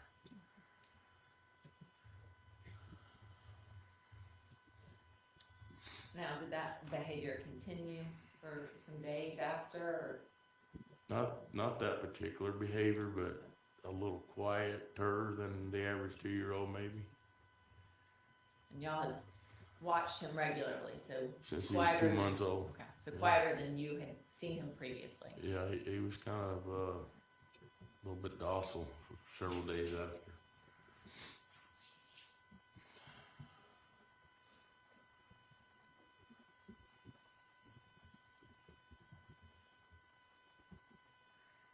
Did he have any cuts or anything on his feet or his hands? I didn't notice any cuts or anything on him. So you had mentioned that there was kind of blood on his PJs that had kind of soaked through even to his skin. Was any of that blood, best you could tell, from Jacob himself? That blood came from the crime scene.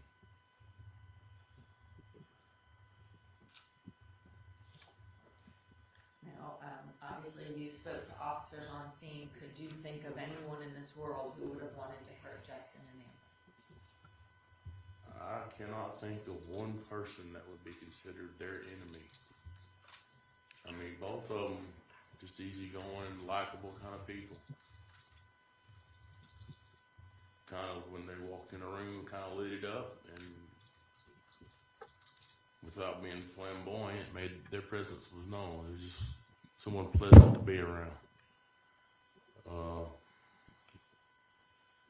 Often, if you felt a little uneasy, they had this unspoken way of bringing about a certain amount of calm.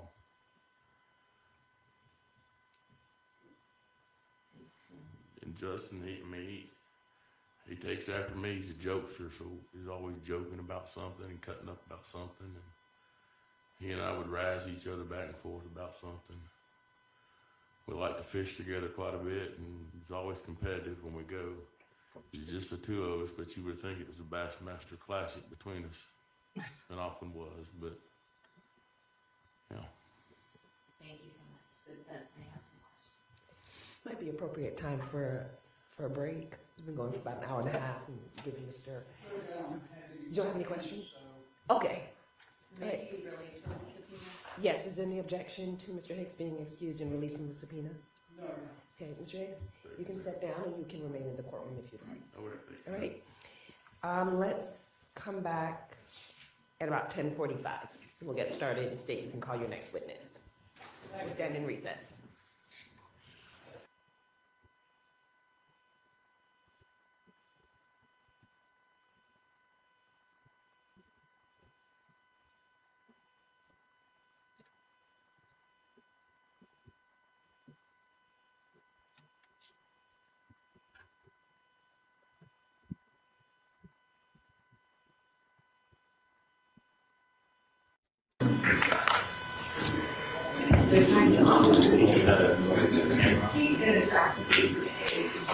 I just don't want anybody getting hurt while you're watching the proceedings and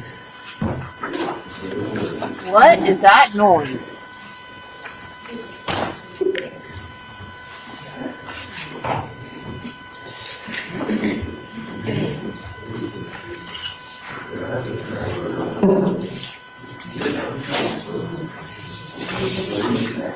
And I also need to remind everyone who's on Zoom that their devices should be muted.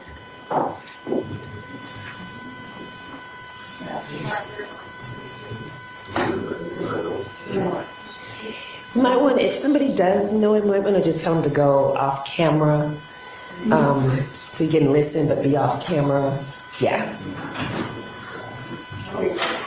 sorry, Your Honor, I had to run downstairs. That's fine. Yeah, that's fine.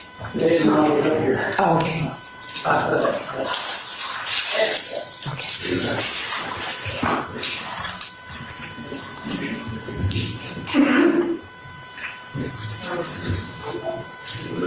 Oh, please make it stop.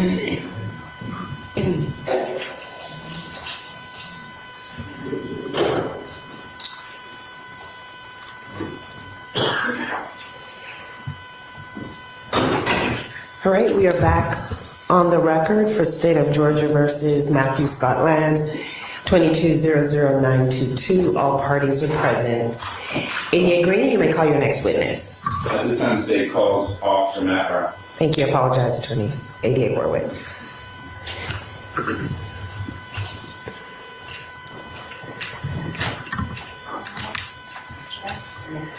Good morning. You raise your right hand, please. You do solemnly swear or affirm the testimony you're about to give the court on the issue now pending shall be the truth, the whole truth, and nothing but the truth, so help you God. I swear to God. Thank you. Have a seat for me, and once seated, if you would please state and spell your true and correct legal name for the record. All right, it's Matthew A. Brown, MATTHEWABROWN. Okay, you may proceed, and for the record, there is no familiar relationship between the court and the witness. Proceed. Thank you. Officer Brown, how are you employed? I'm employed with Cobb County Police, sir, And how long have you been employed with the Cobb County Police Department? since 2004. Now, in what capacities have you worked for the Cobb County Police Department since 2004? I worked the road for about 10 years. I was transferred to Special Operations DUI Task Force in 2014. I spent 5.5 years there, and then in 2020, I think January 2020, I went to the STEP unit, which investigates all serious injury and fatal crashes in Cobb County. The STEP unit? STEP. And if you'll bring the microphone just a little bit closer, thank you. Okay. Now, since 2004, have you been post-certified? Yes, there was a short gap where I left the department for 10 months to complete a degree and came right back. Now, so since getting that degree, have you been post-certified? I have, yes, sir. And then what does it mean to be post-certified? You've been through the minimum requirements that the state of Georgia has put aside to be trained as an officer. Now, I want to jump to November the 18th, 2021. Were you on duty that morning? I was. In what capacity? We were actually answering calls for Precinct 1. They had some training as an entire precinct, so we were covering the road for them, answering calls. Now, when you say responding for calls, what does that mean? Someone calls 911, they'll dispatch us out to it. So we weren't doing our step duties. We were answering calls for service. Now, at some point, were you dispatched to 5059 Verbena Drive in Akbar? Yes, sir. Is that in Cobb County? It is. What were you being dispatched to? Kind of a welfare check, missing persons, possible missing persons. I think it was also, there was some forced entry, so possible burglary, so it's kind of a serious call. Now, I'm going to show you what's already been included in the evidence. Exhibit 6.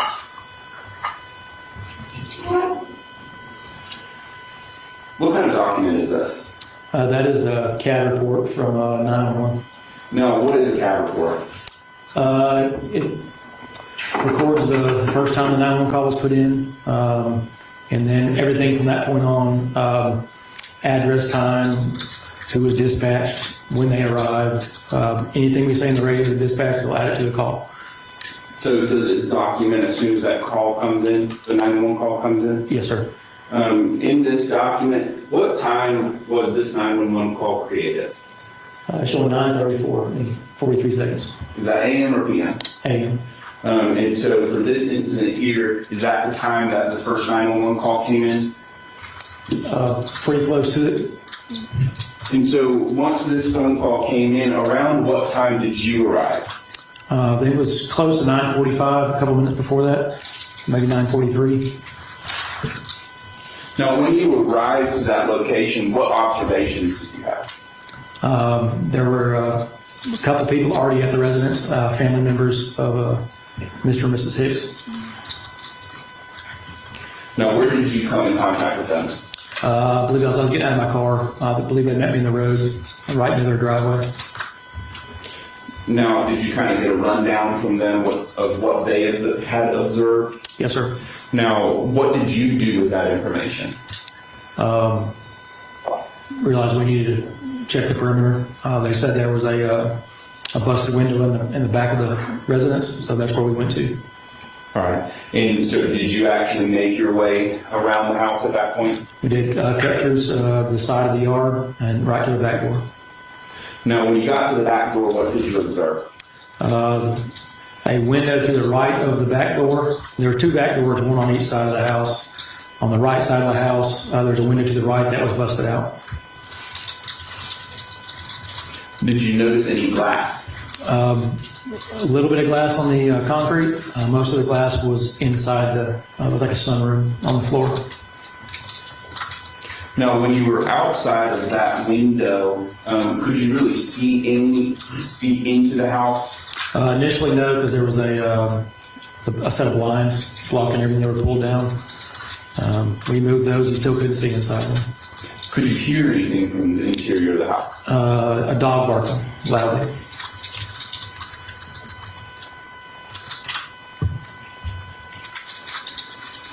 Could you hear a child? Not at first. When we moved the blinds, I could hear a child's voice, a small child's voice. So once you're in front of this window, what did you do next? We knew we needed to get inside. We checked the doors, and they were both locked. So I decided to crack out the remaining pointy shards of the window so I could make entry. And were you able to make an entry? I did, yes, sir. So once you were inside the home, kind of walk me through what you observed. There's glass all over the floor. I looked up and I saw probably like a 2-year-old child peek around a corner. Seemed to be pretty scared. As I walked further into the living room, I saw Mr. and Mrs. Hicks, deceased. I believe Mrs. Hicks was on the couch and Mr. Hicks was on the floor, kind of sitting up. He had a toy on his leg. First thing I wanted to do was go check on the child. Now, when you said that you wanted to check on the child, kind of walk me through that. Well, he looked very young. It being about almost 10 o'clock in the morning, I figured he'd been by himself for a while. I wanted to check on him. When I spoke to him, I could tell he was soaking wet and he had blood all over his pajamas. Diaper appeared pretty full. I mean, like he has not been changed since the night before. So once you came in contact with this child, what did you do next? When I saw the child, I actually went and forgot to unlock the door for my partners to get in.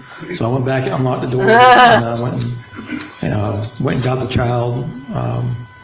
He was in a front office room, right on a desk, and I think he's holding a set of reading glasses. Checked on him as soon as I found out he was okay. I picked him up and carried him through the front door. I had to unlock the front door and went around and gave him to. No, Wiggles, we don't have a motive because he is saying he didn't do it and he was set up by the FBI and the CIA. I'm assuming that he's going to say that it has something to do with his brother killing an officer at the Pentagon. I have no idea. I didn't think that they would mention the brother because it wasn't relevant to this case, but they mentioned the brother in opening statements and that he was deceased, which I didn't know he was deceased, so I don't know. But his attorney in opening statement said that he thinks he's been set up by the FBI and the CIA, so that tells me that we are not going to know a motive, and that the trial was delayed because of competency issues, so I'm thinking this guy's not right in the head. I don't know why. I don't think we're going to know why.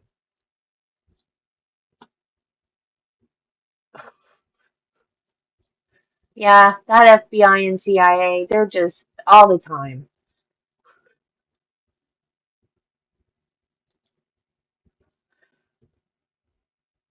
His relatives. Now, after giving the child to his relatives, what did you do next? Went back around to the window and met with Justin's father, and I believe it was Amber's father as well. And, just generally, what kind of conversation were you having with the fathers?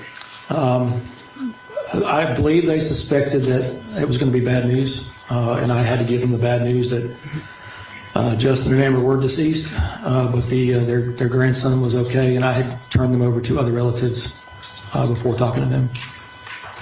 Now, once you kind of had this conversation, what did you do next in your investigation? At that point, we needed to clear the rest of the house, make sure that if there was a burglar inside, he was not still inside. And, kind of for the judge, what does it mean to clear a house? We go room for room, we're checking anywhere that a person could be hiding to make sure there's no one hiding inside. And did you search the upstairs bedrooms and the sort of this home? Yes, we did. And for the court, can you describe kind of the state of the upstairs? Very clean. Everything seemed to be in order. Nothing was displaced. Found items of value, handguns and rifles still in the closet, not touched. Now, were you equipped with body camera that morning? I was. And was it operating that day? I believe so, yes, sir. Prior to your testimony, did we meet? We have, yes. And were we able to go over your body camera from that evening or that morning? Yes, sir. And was that body camera a fair and accurate copy of the recording from your body camera that day? Yes, sir. At this time, the state moves to enter what's marked as State's Exhibit 7 into evidence. Any objection? State 7 is admitted. May I publish, Judge? Yes. And for the record, we are starting this body camera at 17 minutes and 30 seconds.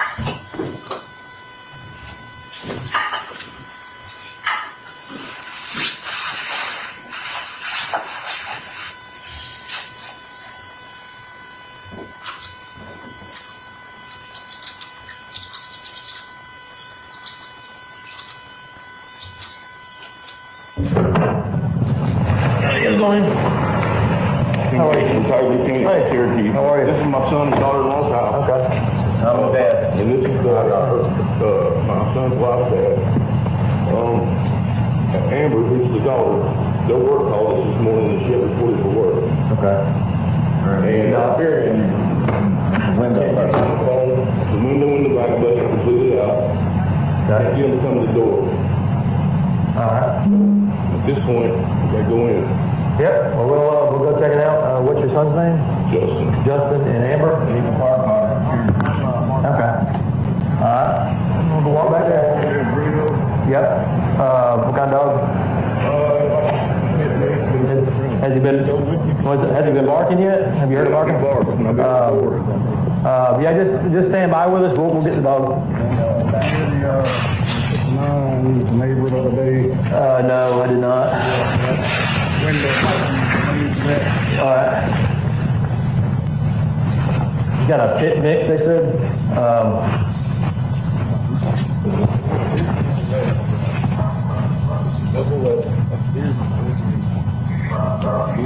Go in.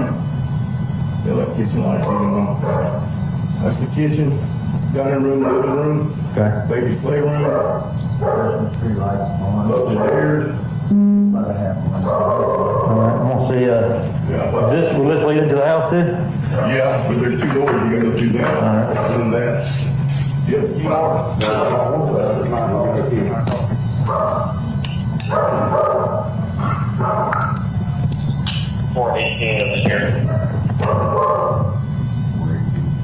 Cobb County Police!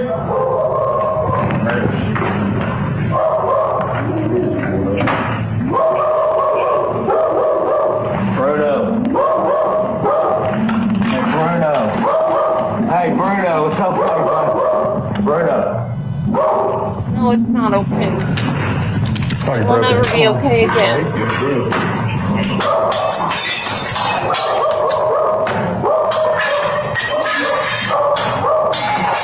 Oh, I hear choking. Call police! Jacob! Hello?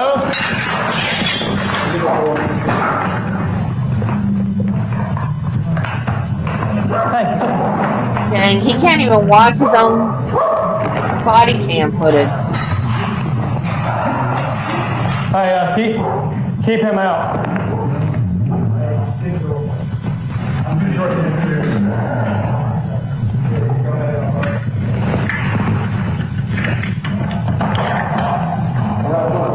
Hey, yes.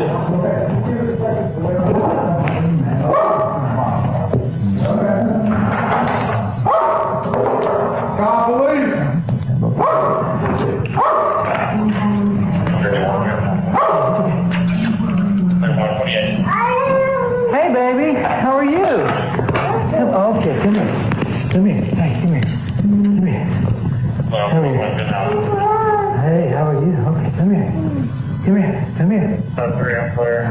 Stay right there. Stay right there.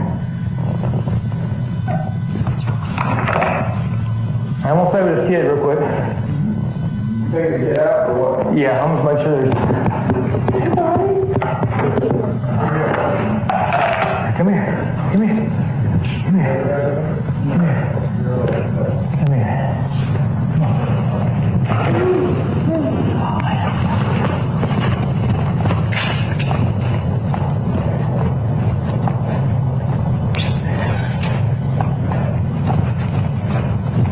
Hey, where they at? Where's Granddad? Where's Granddad?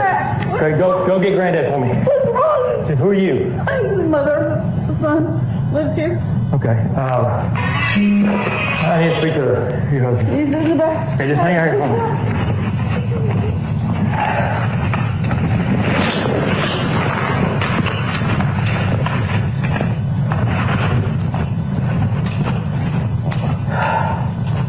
Guys.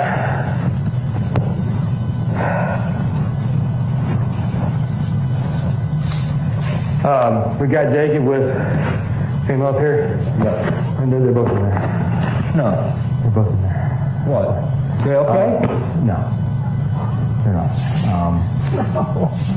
Looks like they're both. No. Well, I don't know the. Upstairs? They're downstairs right down the couch. You got your seat? Go back. We got a hold for now. Sergeant's on his way. What's it look like that happened shot? What? I don't know. I looked at them. They're both laying on the sofa right there in front of the TV. They're both gone. No. Where was the baby? He's running around. Yeah. And I don't know what time it happened. There was there's a dog pig on the floor. So, yeah, we got. Ask a favor of you. Just wait out here. Let us finish what we got going on and come back and answer questions. Okay?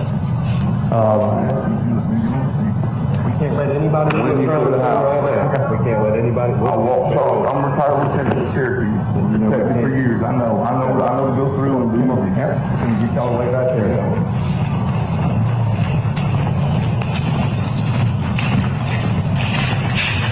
All right, I didn't know. What you gotta do? We're just on the downstairs wall because it's all that stuff.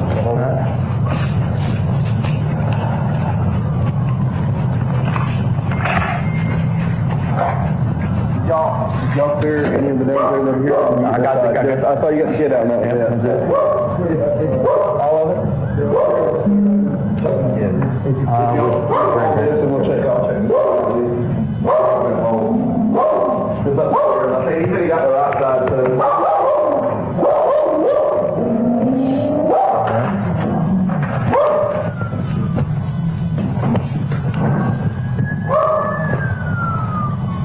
Nola, yeah, put it over.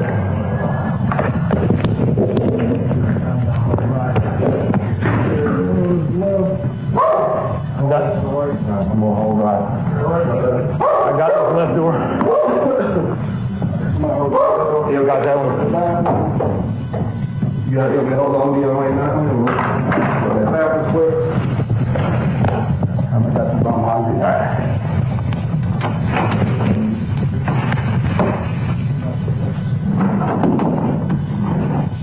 There.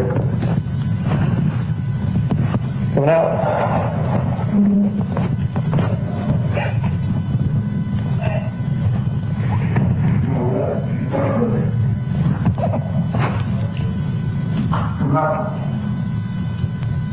We're checking the fall.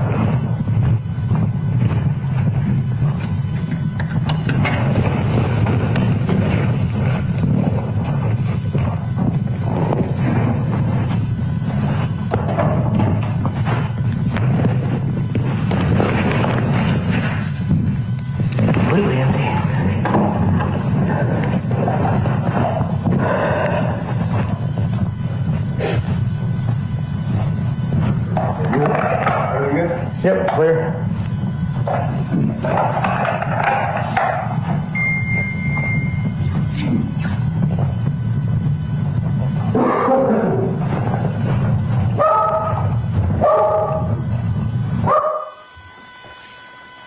For the record, I'm stopping States Exhibit 7 at 20 seconds.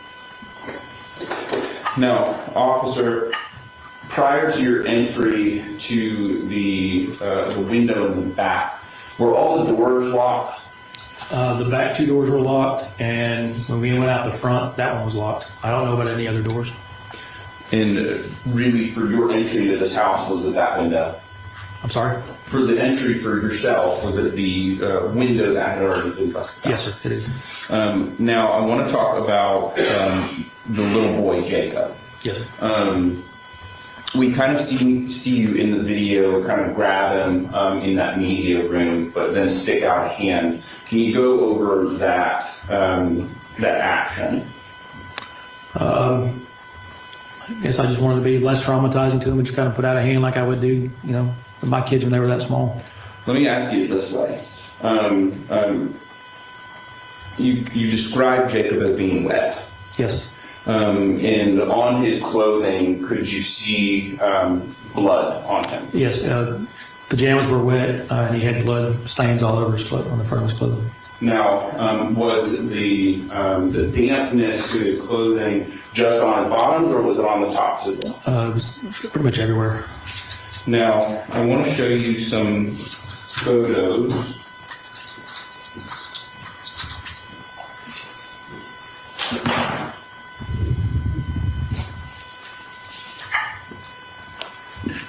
Now showing you what's marked as States Exhibits 8 and 9. Do you recognize those exhibits? Yes, sir. And how do you recognize them? They're taken from my body camera footage. The body camera footage you just watched? Yes, sir. At this time, the state moves to enter what's marked as States Exhibit 8 and 9 into evidence. Any objection? States 8 and 9 are admitted. May I publish this? Yes. I'm now showing you what's marked as States Exhibit 8.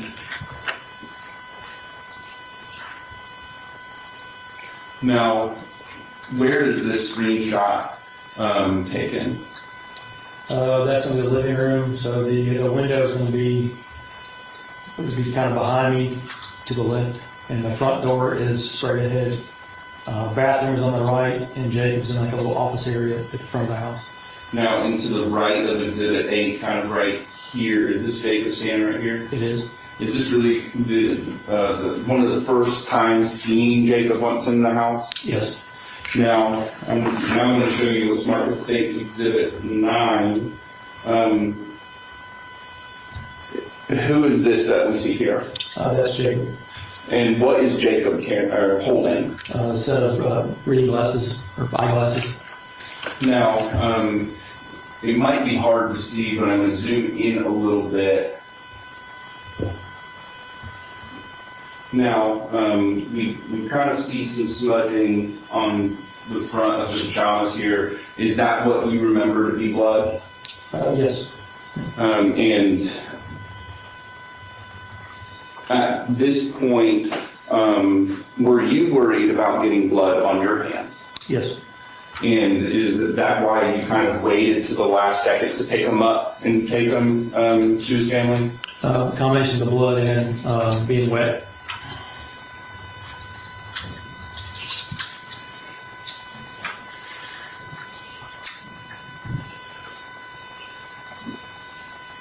Now, once you gave Jacob back to the family and you cleared the house, did you have any additional involvement really in the case? Not at this point, no, sir. We stood by for crimes against persons. Detectives to arrive. Thank you, officer. Thank you. Thank you. Attorney Barry, you may proceed with questions.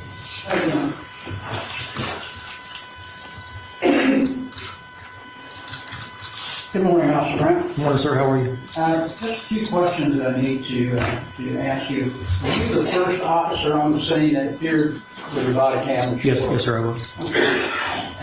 And when you walked around to the back of the door, you noticed that the window was broken, Correct. okay, and the shade was down, Yes. or all the other shades down on the windows? I don't remember. I remember that one. That's about the only one I remember. Okay. And we saw in the body cam where you took your baton and knocked some more of the glass out Yes, sir. so that you could get through. Was there a good bit of glass still in the window? I would say majority of it was already broken. It was just some shards around the edges that I broke. Would it have been difficult for somebody, say, your size to get in that window with the glass configuration the way it was without breaking out some more of it? I don't think it would be very difficult in my configuration with the uniform on. I think just regular clothes, you would be able to get in there. Okay. And if you had a coat on or something like that, would it have been more difficult? I don't know. It would be difficult in my uniform with the vest, and you're kind of top heavy. It's just kind of awkward. Okay. Was there any of the glass that you saw that appeared to have any blood on it at all? I didn't. I wasn't looking for that. Didn't look for that. No, sir. And what you can tell, when you break a window, the glass usually goes into the room. Yes. So this would appear as though it was broken from the outside in rather than from the inside out. Yes, sir. Fair to say? Yes.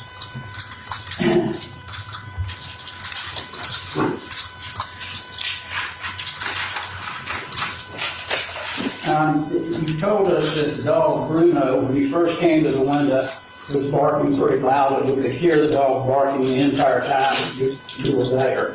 Yes, sir.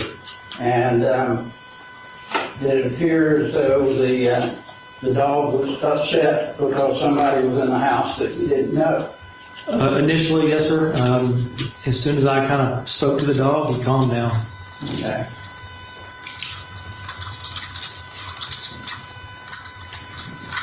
And I think you indicated that the front door was locked and the back door was locked, but you're not real sure about all the other doors in the house. That's correct. I didn't check any other doors. Those are the three that I had experience with. Okay. And we saw that the TV was on. Yes. You came in the room. I also noticed going up the stairs was the TV clicker. Do you remember seeing that? I remember seeing something on the stairs. I don't remember what it was, but there was something on the stairs. Okay. Do you remember how many stairs up that clicker would have been? Probably halfway up. Okay.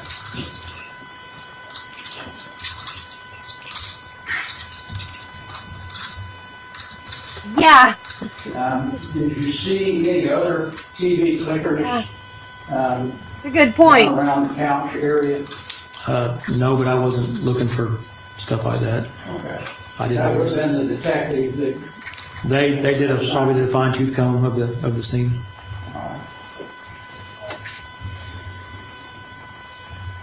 Where was the child's bedroom, if you remember? If I'm not mistaken, it's up the stairs to the right. Okay.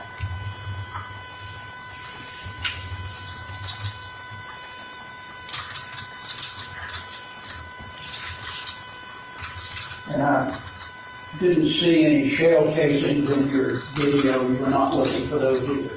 I didn't see any. My focus was on the kid when I first got in there. I didn't look for any shell casings. When you came to the back door where the window was broken, did you see any item that would have broken the window, like a rock or stick or anything that may have been used to break that window out? I don't recall anything, no, sir. All right. Thank you. Thank you. Is there any redirect? No, Judge. May this witness be excused? Yes, Judge. And released from subpoena? Yes, Judge. Okay, thank you. Thank you. State, you may call your next witness. State calls Sergeant Mark Gaskew.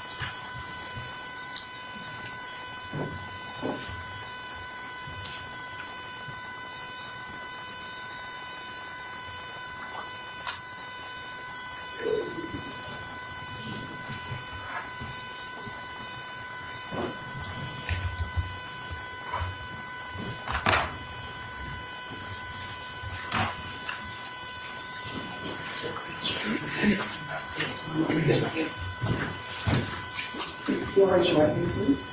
You do solemnly swear or affirm the testimony you're about to give the court on the issue now pending shall be the truth, the whole truth, nothing but the truth, and so help you God. I swear. Please have a seat for me. Once seated, if you would please state and spell your true and correct legal name for the record. Where's Nancy? Sergeant Mark Gasque, that's Markgasque, I work for the Cobb County Police Department. Wonderful. How long have you been a sergeant for Cobb County Police? 10 years, Right, and how many years total have you been with Cobb County Police? 19. Are you post-certified? I am. I want to jump right into November 18th of 2021. Where were you assigned at that point in time as a sergeant? I was a sergeant in our major crimes homicide division. And what are the job responsibilities of a sergeant with major crimes? You triage the calls that come in. Obviously, you handle and delegate the case assignments, and then obviously you monitor the investigation as it goes through. Are you still a detective as a sergeant with major crimes? I am, yes, ma'am. So you do detective work as well as supervising? I do. Okay. And as part of the supervision responsibilities you have, does that include crime scene technicians? Yes, when I was in homicide, the crime scene technicians fall underneath the sergeants of the unit. Were you working back on November 18th of 2021? I was. All right, and at that point in time, do you recall what your hours were just in terms of days versus evenings? I worked the day shift. Now, was that a weekday? It was. So were you actually in the office on November 18th of 2021? Yes, I was. Did you get a call regarding 5059 Verbena Drive? Yeah, I believe it was just before 10 a.m. that morning. Is that here in Cobb County? It is. All right, what did you do upon receiving notification of a call coming from 5059 Verbena Drive? So when you receive a call like that, and obviously this one was involving 2 deaths, so it's a little bit larger of a response. You begin delegating. First, you assign who's going to be your primary detective, who's going to be his secondary, which crime scene technicians are going to go, who's typing search warrants. You just start laying out a plan. How many detectives worked under you approximately back in 2021? On day shift, I believe we were between 10 and 12 of us. And typically, are really all 10 to 12 of you working on the case at the same time? Yes. In this particular case, who was assigned as the lead agent? Detective Standard. Did you actually respond to the scene that day? I did. All right, and prior to taking the stand today, did you and I have the opportunity to go through crime scene photos? Yes, we did. And was that taken by someone you supervised as the crime scene technician? Correct. I was the crime scene supervisor that day. Very good. And so prior to testifying, did you look at State's Exhibits 10 through 305? Yes. Okay, and all of those have previously been shown to defense counsel. Are all of those photos true and accurate photographs of the scene as you observed it on November 18th of 2021? They are. Statements to tender State's Exhibit 10 through 305. Any objection? No objection. States 10 through 305 are admitted. Very good. And may I begin publishing? Yes. All right, we won't go through every single one of these, but there's Yep. a little here. Some of these are duplicious, Okay, thank you. similar. All right, and so noted for the record. All right, so starting here with State's Exhibit 10, what is being documented in State's 10? This is the mailbox. It's to show the physical address of the home.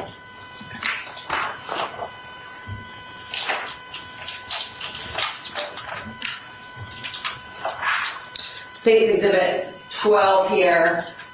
What is this walkway we're looking at in State's 12? This is the sidewalk leading from the driveway we were just looking at around to the front door of the home. Now, There we go, they had an here ADT. in the Pine Straw area. His dad couldn't ADT remember. Security, was there an ADT security system?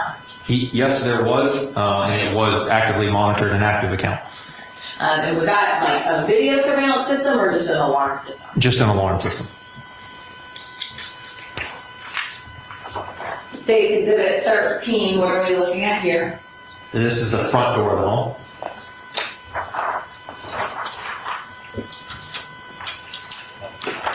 State's Exhibit 15, what am I pointing out in State's Exhibit 15 on the door frame? That's a Nest doorbell camera.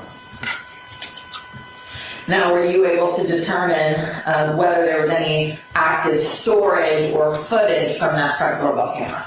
We were, and there was not. It was a live only viewing subscription, so no stored data.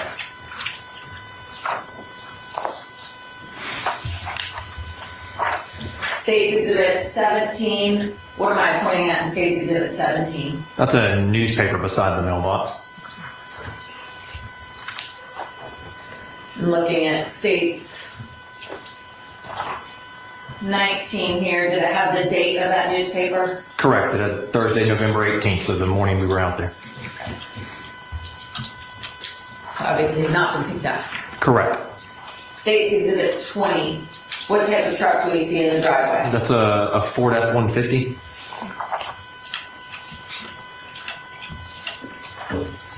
Is it customary to take kind of 360-degree angle of vehicles that are in or within premises? Yes, it is.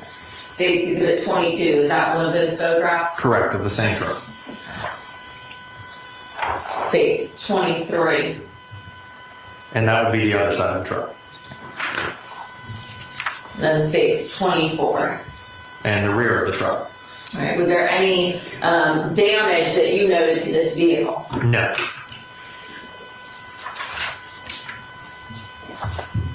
State's Exhibit 25 here, what are we looking at in State's 25? So this would be the garage doors directly behind that truck, and then a side door to the home just past that flag.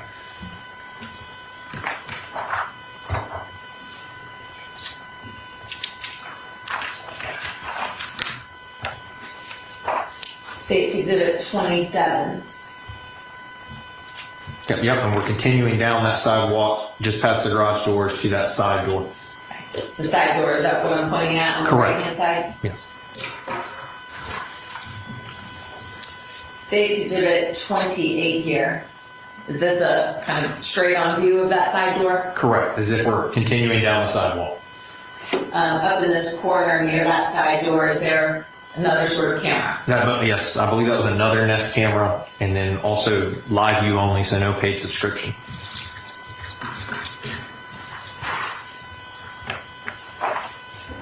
Now, State's Exhibit 29 here. Do you recall whether this door was locked or unlocked? It was locked, yes. In State's Exhibit 30, what was to the left side of that door? A delivered package.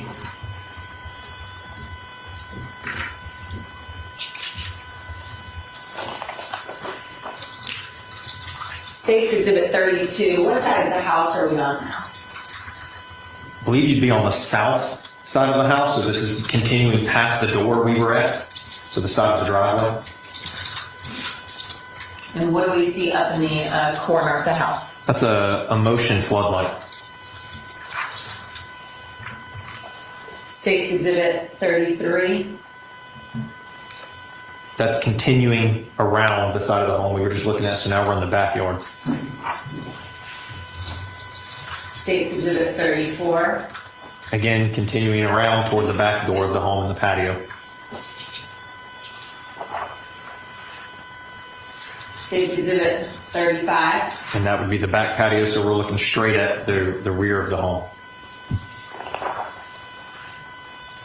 State's Exhibit 36.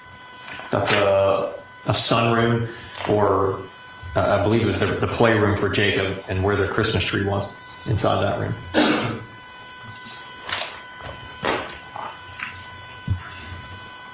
Now, is it customary to kind of continue taking photos all the way around the house? It is, yes, ma'am. So State's Exhibit 37, are we making our way further around the house? Correct. State's Exhibit 39, is this continuing to walk the perimeter of the home? Yes, ma'am.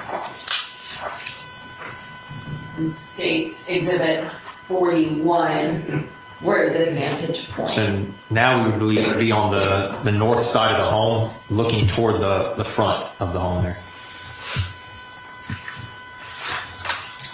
Now we're going to focus on that kind of rear patio area. Was there any other damage on the exterior of this home, with the exception that of the window we're about to focus on? No. Now looking at State's Exhibit 42 here, did this door go into the residence? It went into a sunroom area. Was that locked? It was locked, yes. Looking at State's 43, is there another door kind of directly across from the sunroom door? Yes, going into the child's playroom area. And was that door locked? Yes, it was locked. And was there any damage that you all observed to either of those doors, like pry marks or anything, to indicate there had been attempted entry even at those doors? No, there was not.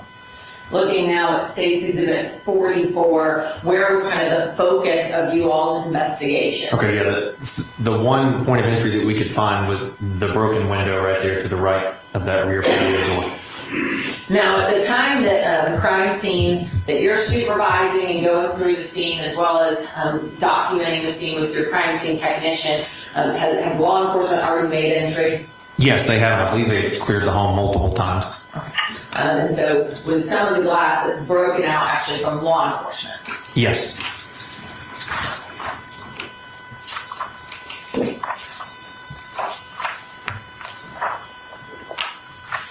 State's Exhibit 47, what's being documented in State's Exhibit 47? It's a little closer up, obviously, of the window and of that Adirondack chair that's sitting there and some of the glass shards on the ground. State's Exhibit 48. More of the shattered glass from the window.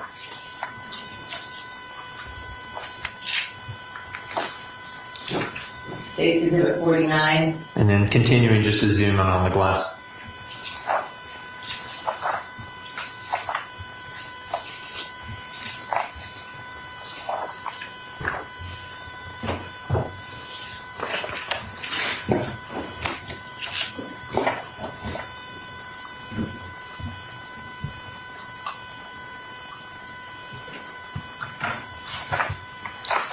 Looking at State's Exhibit 53 here, what side of the Adirondack are we on? We're on the back side of it now, so our back would be to the home. All right, and just for reference purposes, looking at that kind of white scratch, looking at State's 54, what are we looking at there? That's a shard of glass from the broken window. And is that kind of a zoom in from the previous exhibit of State's 53? It is. Did you see any sort of like marking or pattern on some of the glass?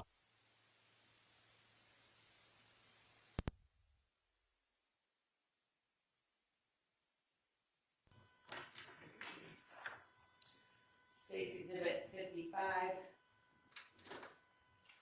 Yeah, continuing now, we've zoomed out from that glass just to show that broken window from a different angle.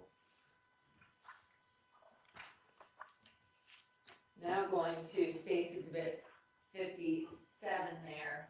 At the time that you all were documenting this, is this how the blinds were, kind of like propped on that cat climbing? Yes, that's how they were when we arrived. And when you say we, you mean like detectives? Detectives, yes, sorry. The crime scene unit. State's Exhibit 58. All right, yeah, we're zooming in, obviously on the glass. You can see here that's a double pane window, which explains the large amount of glass that we're looking at, and then showing some of the shattered glass inside as well.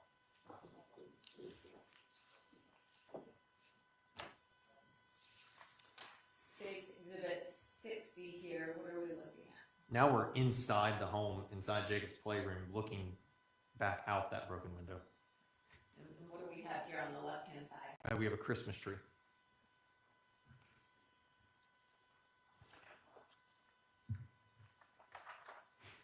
State's Exhibit 61. Is there glass on top of Jacob's little bench there? Yes, there is.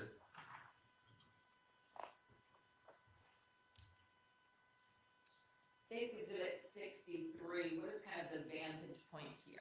So this is a lower shot with the crime scene technician kind of squatting down, looking back out the window.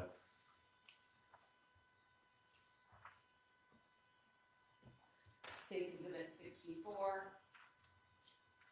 That's a large amount of glass shards just inside the window on the floor.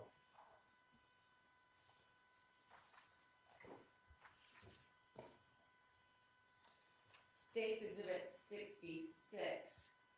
What door are we looking at here in the right upper corner? So when we were looking at the exterior photos, when you looked at the window, that's the door that was to the left of it. So going into the playroom there, but that's an exterior door. Was there any glass in front of that door? Yes, we had glass shards coming in from the window there through the playroom.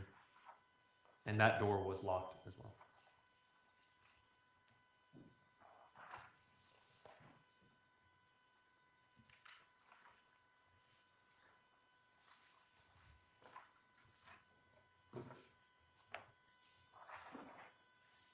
State's Exhibit 70. Now we're looking at that door. So we've zoomed out. You see Jacob's bench right there to the left. So that's the exterior door to the patio. Looking at State 72 here, what was on that patio door? It's a child's lock, which I believe we saw on every exterior door of the home.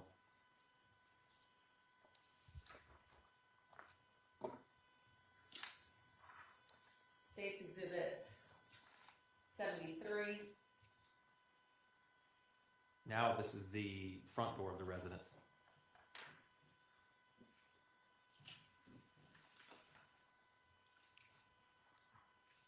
All right, State's Exhibit 76. What do we see in State's Exhibit 76?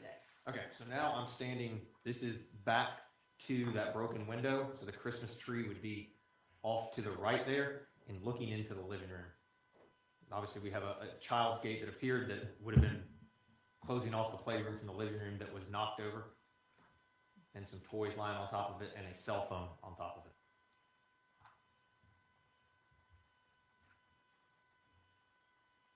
What do we see in this area in front of the fireplace? And so another baby gate that appeared as if it had been placed around the fireplace but had been moved. State's Exhibit 77. You mentioned some toys and phones. Is that depicted in State 77 on top of the baby gate? Correct, it is. In State 78, we'll circle back to this, but the black item here on State 78. Yeah, we learned that to be Justin's cell phone. So that was like an actual real cell phone, not some sort of toy. Correct. State's Exhibit 79.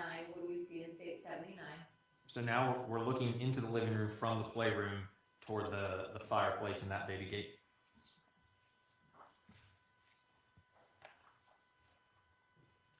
State's Exhibit 80.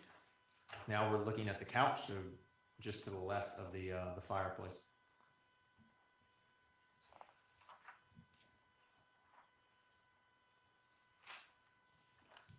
State's Exhibit 221. Now we're looking at Justin and Amber Hicks, deceased, in the living room. If you look directly behind them is the illuminated Christmas tree, and just to the right of that would be the window, the broken window.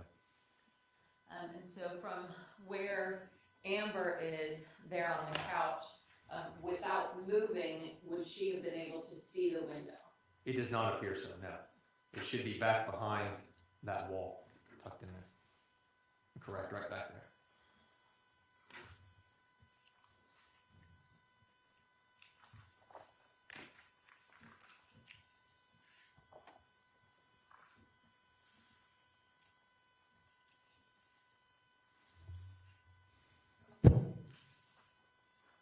State's Exhibit 222. This is Justin Hicks. State's Exhibit 223. It's another angle of Justin. And what is it that was on Justin's lap there? It's a child's toy airplane.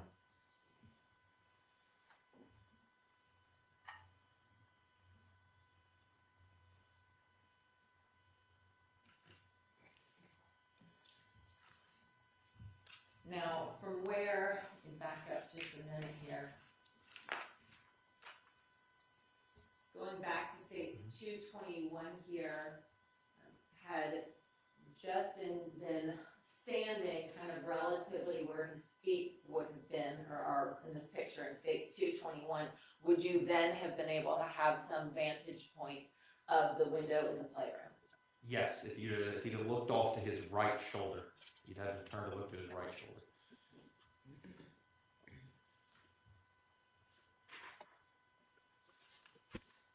And going back to State's 223 there,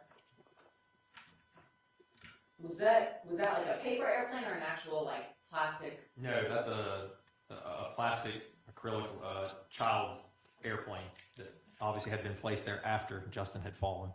And why is it that it would have been placed there after Justin had fallen?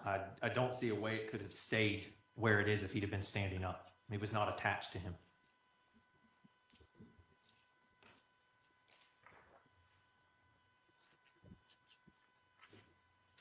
State's Exhibit 224 here. What are we looking at? That's a closer up look and looking at the amount of blood that's on Justin. State's Exhibit 225. Now we're looking at Justin's hands.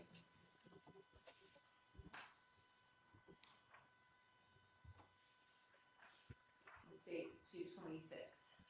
This would be Justin's left leg, and then obviously just to the side of there you see a Fisher-Price fire truck.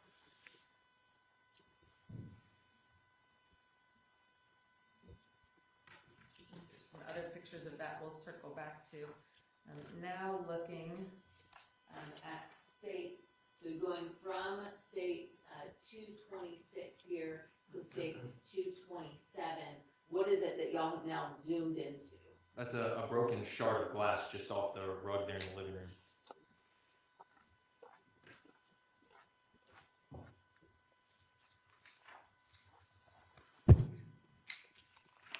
States 228. What is this item that's on the rug kind of in front of the ottoman? It's a child's train whistle that you blow in, mimics the sound of a train. Zooming in there, states 229. What was located near that child's train whistle? We have some more broken glass. States 230. Is that a zoom in of that same piece of glass? It is.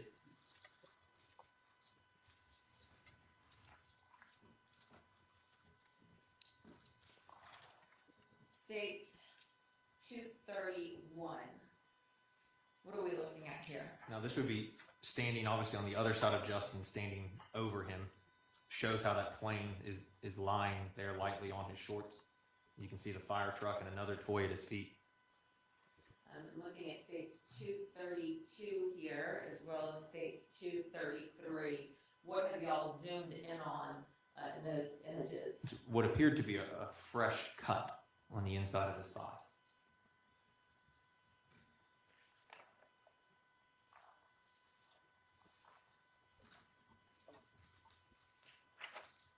Going back to states 229 here, could you tell whether that was possibly, and I know that doesn't portray as well, and I'll know, but whether there was any possible blood stains near some of the shards of glass? Possible. Obviously, we when you're working a scene like that, we swab and process everything that we think could possibly appear to be blood.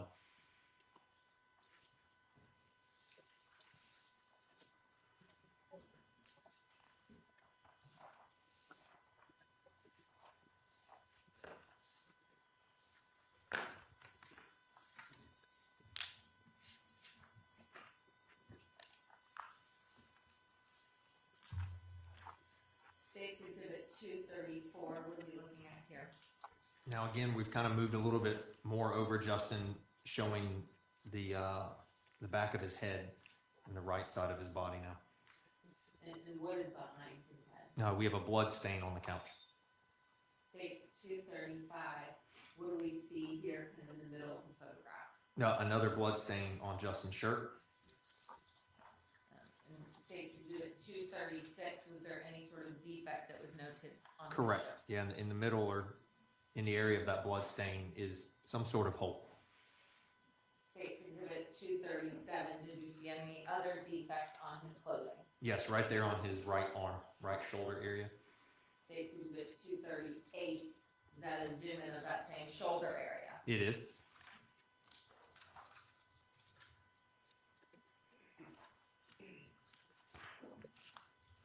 Looking at States 240, did you all also zoom into the area behind his head? We did. I think they only tendered up to 235. 305. 10 to 305. 305. 10 to 305 is what the court admitted. Yes.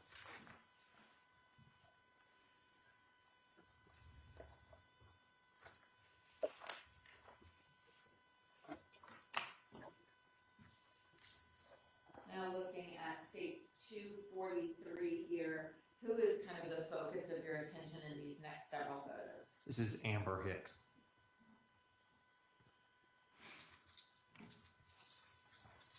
States 244. Can you describe kind of the positioning of her body here? She's lying, her body's on the couch, her feet and her legs are on a movable ottoman. She's partially covered by the blanket there. And obviously you can see her arms down by her side.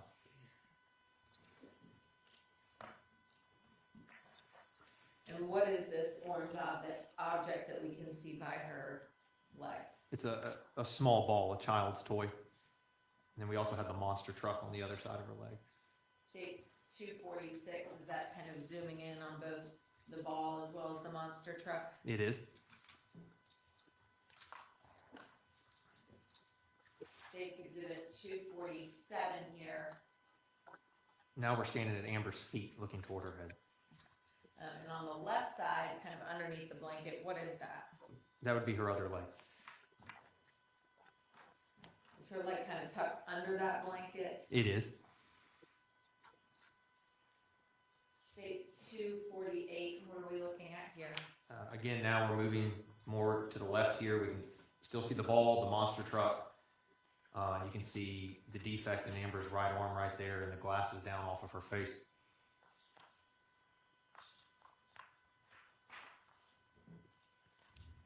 States Exhibit 250, how close was that ball to her hand?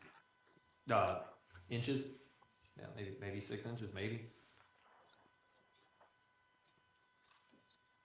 States Exhibit 251, did she have glasses? She did. States 252, is that kind of zooming in on her glasses? It is, yeah. They were obviously not sitting naturally on her face how she would be wearing them. It appeared they'd either been pulled down from her face or had fallen from her face. When you say pulled down, like from Jacob? Yes, from Jake, that was my assumption. With the amount of toys that was on her, that was my assumption. Oh, that is so sad. Man, that breaks my heart. Looking at states 254 here, what are we looking at in states 254? That's a defect from a projectile in Amber's right arm.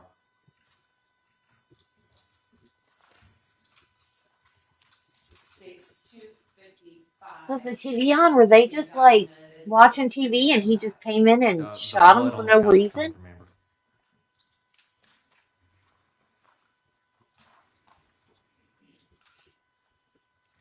Now, being there in person, looking at states 256, could you tell whether there was any like coagulated blood or kind of thicker amounts of blood? Yes, you could. That's typically what we would see from coming from someone's head. And is that what's documented in 256? It is.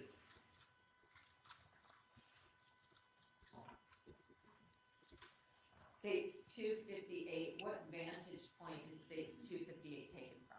This is standing in the kitchen, looking out, or with your back to the kitchen, looking out over the couch toward the fireplace.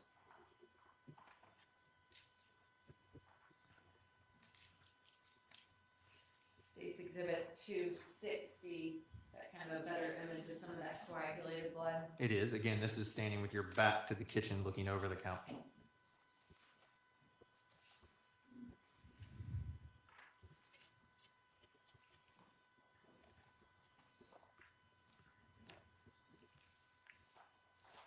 States Exhibit 265.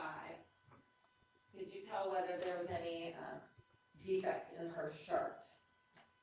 Yes, there is one, and obviously a large amount of blood that's in her abdomen area.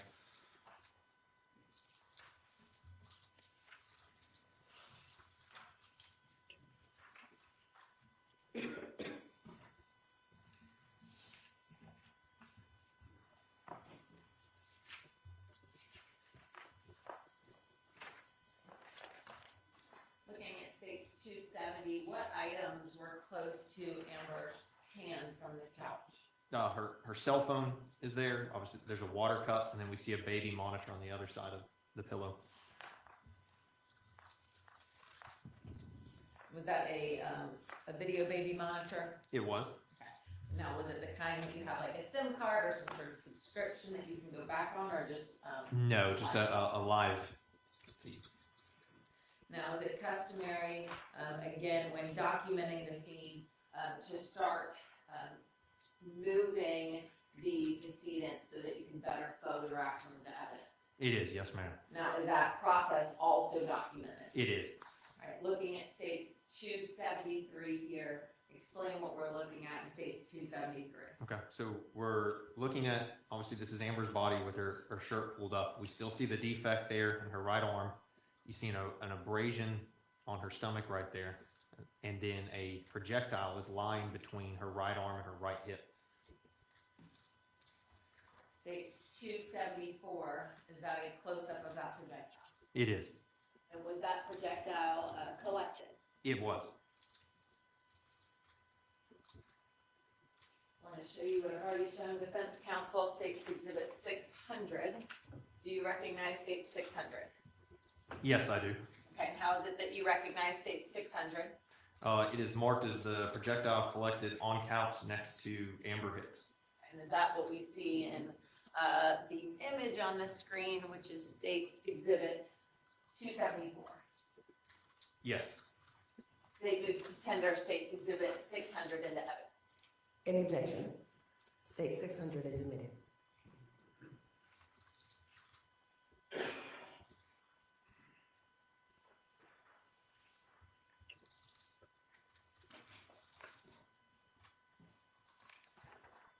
States Exhibit 275, what are you all starting to kind of focus on? Now we're showing obviously the area around Amber there, showing the baby monitor, the monster truck, the toys.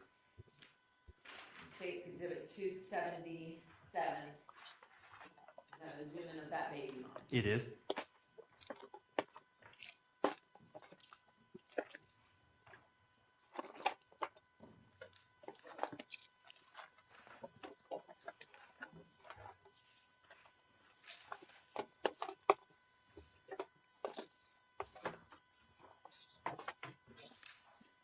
Now looking at States 284 here, where are we standing?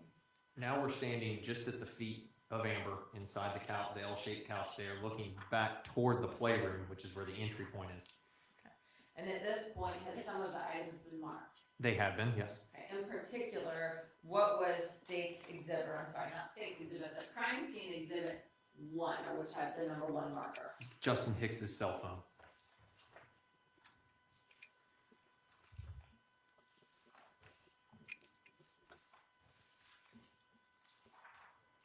Looking at States 289 here, did you all kind of illuminate the screen so you could photograph any notifications? Yes, we did. And is that what we see on States Exhibit 289? It is, yes. And so just to point out some of these things, the very top one here where we can see, well, first of all, what is the timestamp at which y'all are documenting the illuminated cell phone? That's 11:51 a.m. on Thursday, November 18th. And so the very first notification here where you can see your camera spotted someone, is that the front doorbell camera that we previously saw in photos? Yes, the Nest camera. And again, was there any video you were able to recover in terms of saved video footage? No, we were not. And then similarly, where there's 32 minutes ago, person seen zone 1 side door camera, again, was that any sort of footage that you were able to actually retrieve saved images or videos from? No footage was returned to us. And based on the notifications and background, is that how you were able to determine this was Justin Hicks's cell phone? Yes. And this cell phone that we see in States 289 here, was that collected? It was. Let me show you States Exhibit 606. Do you recognize State 606? I do. It says it's a gray Apple iPhone belonging to Justin Hicks. Is that from marker 1 in the crime scene photos that we're going through? It is, yes. Very good. And is that his actual cell phone that you all collected from the scene? Yes, it is. Right. State, and there's a biohazard sticker on here. What is that for? Some sort of bodily fluid. It appeared to be blood on the phone. State moves to tender State's Exhibit 606 into evidence. Any objection? State 606 is admitted. And did it appear, based on you physically being present at the scene and making the observations that you did, that Justin Hicks would have been able to get his phone to this location with possible blood? No, it did not. Our assumption, based off the way the house looked, is that Jacob most likely moved the phone. State's Exhibit 292 here. What area of the house are we now focusing on? This is the playroom just to the left of the Christmas tree. So again, we're in the same room where the broken window was. State's Exhibit 293. What do we see? We see a pretty decent amount of children's toys spread out on the floor and a trampoline as well. Throughout the rest of the home, did you see this volume of toys or mess? No, this home was very clean, very orderly. Obviously, this area here and then where the toys had been moved into the living room where Justin and Amber were the only areas of the home that appeared to not be in order. And based on how the toys appeared and things being dumped out, did it appear Jacob had been in this room? Yes, to any of us that have had children, it appeared as if a child had been playing unsupervised. Looking now at State's Exhibit 296, what did you all find underneath that trampoline? There's a shell casing underneath it. State's 297, is that a zoom in of that same shell casing? Yes, it is.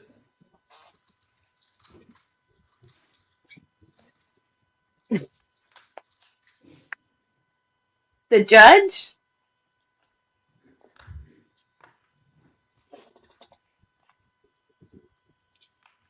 I'm sure it's very expensive.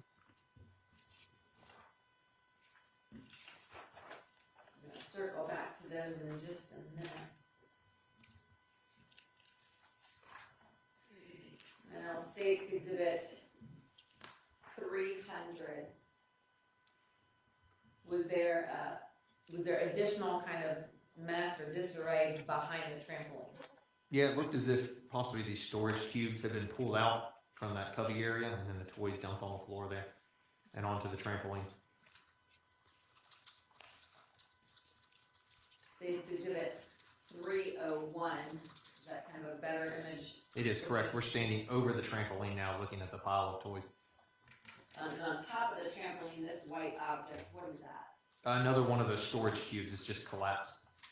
And is it underneath this trampoline that we just saw that casing? Yes, it is. State's Exhibit 302. What had Justin and Amber put up in their home in the playroom? A fairly large Christmas tree. And State's Exhibit, well, you can see it in State's Exhibit 302. Was that lit? I mean, did they have lights on? Yes, the lights were on. They And were appeared as those if they lights, were twinkling. so not the steady lights, but the Correct. kind of twinkle lights? Okay. And were those on when you all first arrived? They were, yes, ma'am.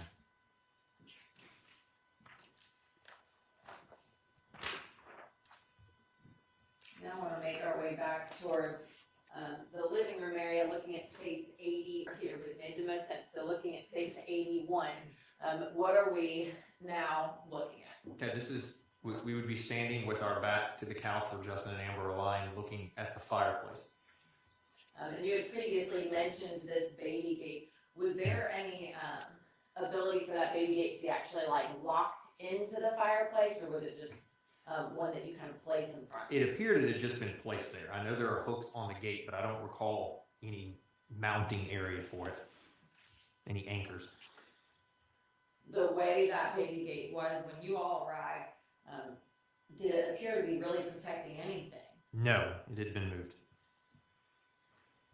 States Exhibit 82 here. We're looking at obviously the built-in cabinetry to the right of the television. Is this on the other side, States 83? Correct, that's the built-ins on the left of the television.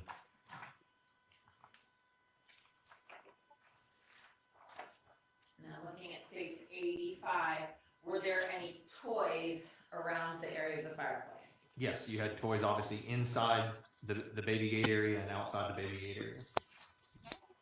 In States Exhibit 84, you actually see some additional toys outside of the baby gate area. You do, yes ma'am.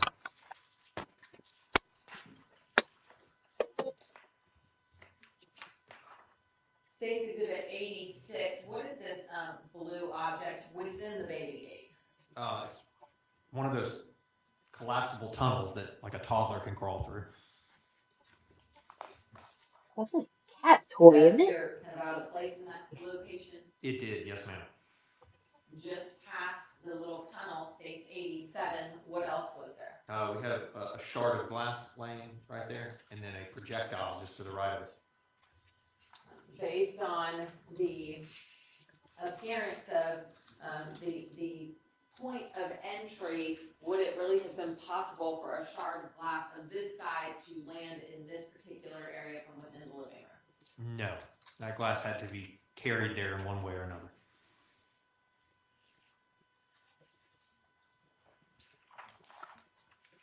States 89, is this kind of an attempted zoom into both the shard of glass and the projectile? Yes, it is. No, it's kind of difficult to see. Let me show you States Exhibit 90. Or better yet, let's look at States 91. States Exhibit 91. Yes, that's the projectile inside the baby gate, lying just to the right of that shard of glass that we saw. States Exhibit 601. Do you recognize States Exhibit 601? I do, yes. It says it's a projectile collected from the floor in the living room. Is that what's seen in States Exhibit 91? Yes, ma'am, it is. State moves to tender State 601 into evidence. Any objection? State 601 is admitted.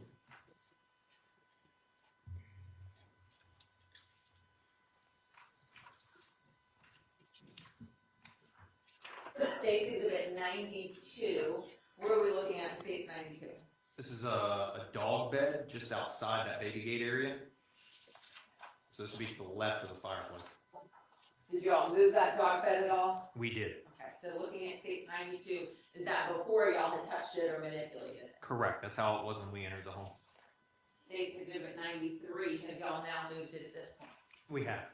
States Exhibit 94, what is it that was located behind the dog bed? That's another spent shell casing.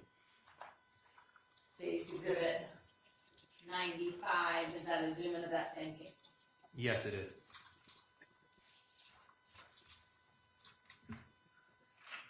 Now looking at States 305, what area of the house are we now standing? So we're now standing. We had moved the couch and the rug at this point. So if you're looking around the right-hand side, we'd be going toward the front door of the home. And that's that Fisher-Price truck that we had seen lying just to the left of Justin originally. When you say lying to the left of Justin originally, was that more so in the doorway? It was, yes. We had to move it as well. And what is the purpose of moving items such as, something as big as a couch and a rug during the crime scene processing? We're looking for any sort of evidence. Primarily at this point, we were attempting to find all the shell casings and projectiles that we could. And did y'all go through kind of tedious and strenuous search efforts to find any additional casings or projectiles? Yes, I believe we were on the scene until after midnight the following day. So quite some time attempting to find all the shell casings and projectiles. Now, we can see here on the floor near the baseboard kind of two different markers. Did you all find anything of interest in that area? Yes, there was fresh damage to the baseboard. Possibly a defect is why we photographed it. Looking at States 96, is that starting to zoom in on that area? It is.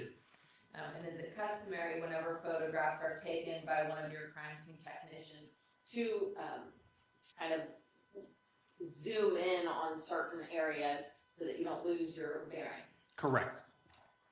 Looking at states 97, is this the most zoomed in image of that damage? Yes, it is. You see some damage to the floor, and then obviously to what appear to be a freshly painted baseboard. Looking at states 98, which area are we now focused exclusively on? Now we're looking at the baseboard. And then states 99. And that's the flooring just in front of it. States 100 might be a little bit better lighting. What was noted on the floor?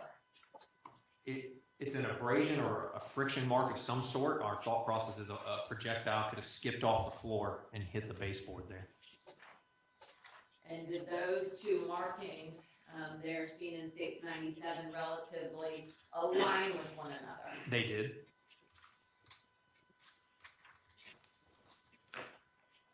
Now going back to states exhibit 305, did you find any projectile in that area at all? No, we did not.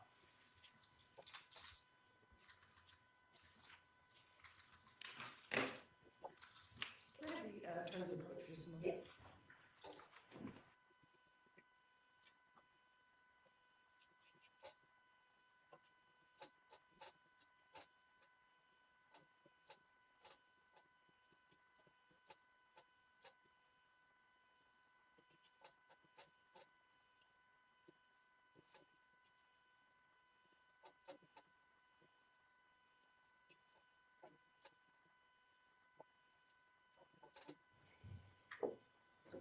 All right, I think this will be appropriate time for us to take the lunch break. We'll be back at 1:30 and ready to begin. And just to remind Sergeant Gaskew, I understand you know this, but just a reminder that not to discuss any of your testimony. Obviously, you can discuss it with the attorneys, but not to discuss it with anyone else. Yes, ma'am. All right, thank you. You all have a safe and enjoyable lunch. We'll see everyone at 1:30.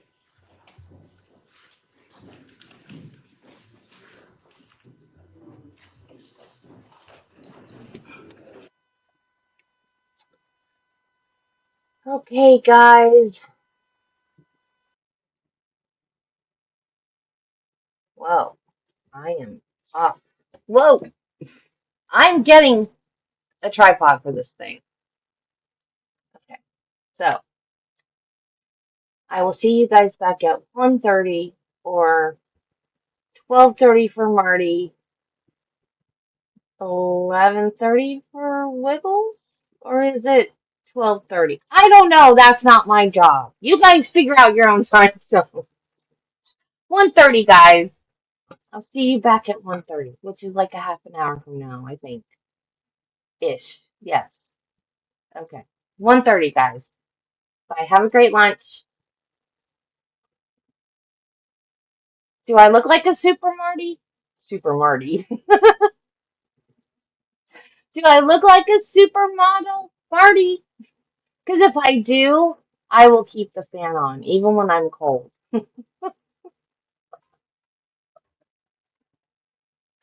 Bye, guys. Have a great lunch.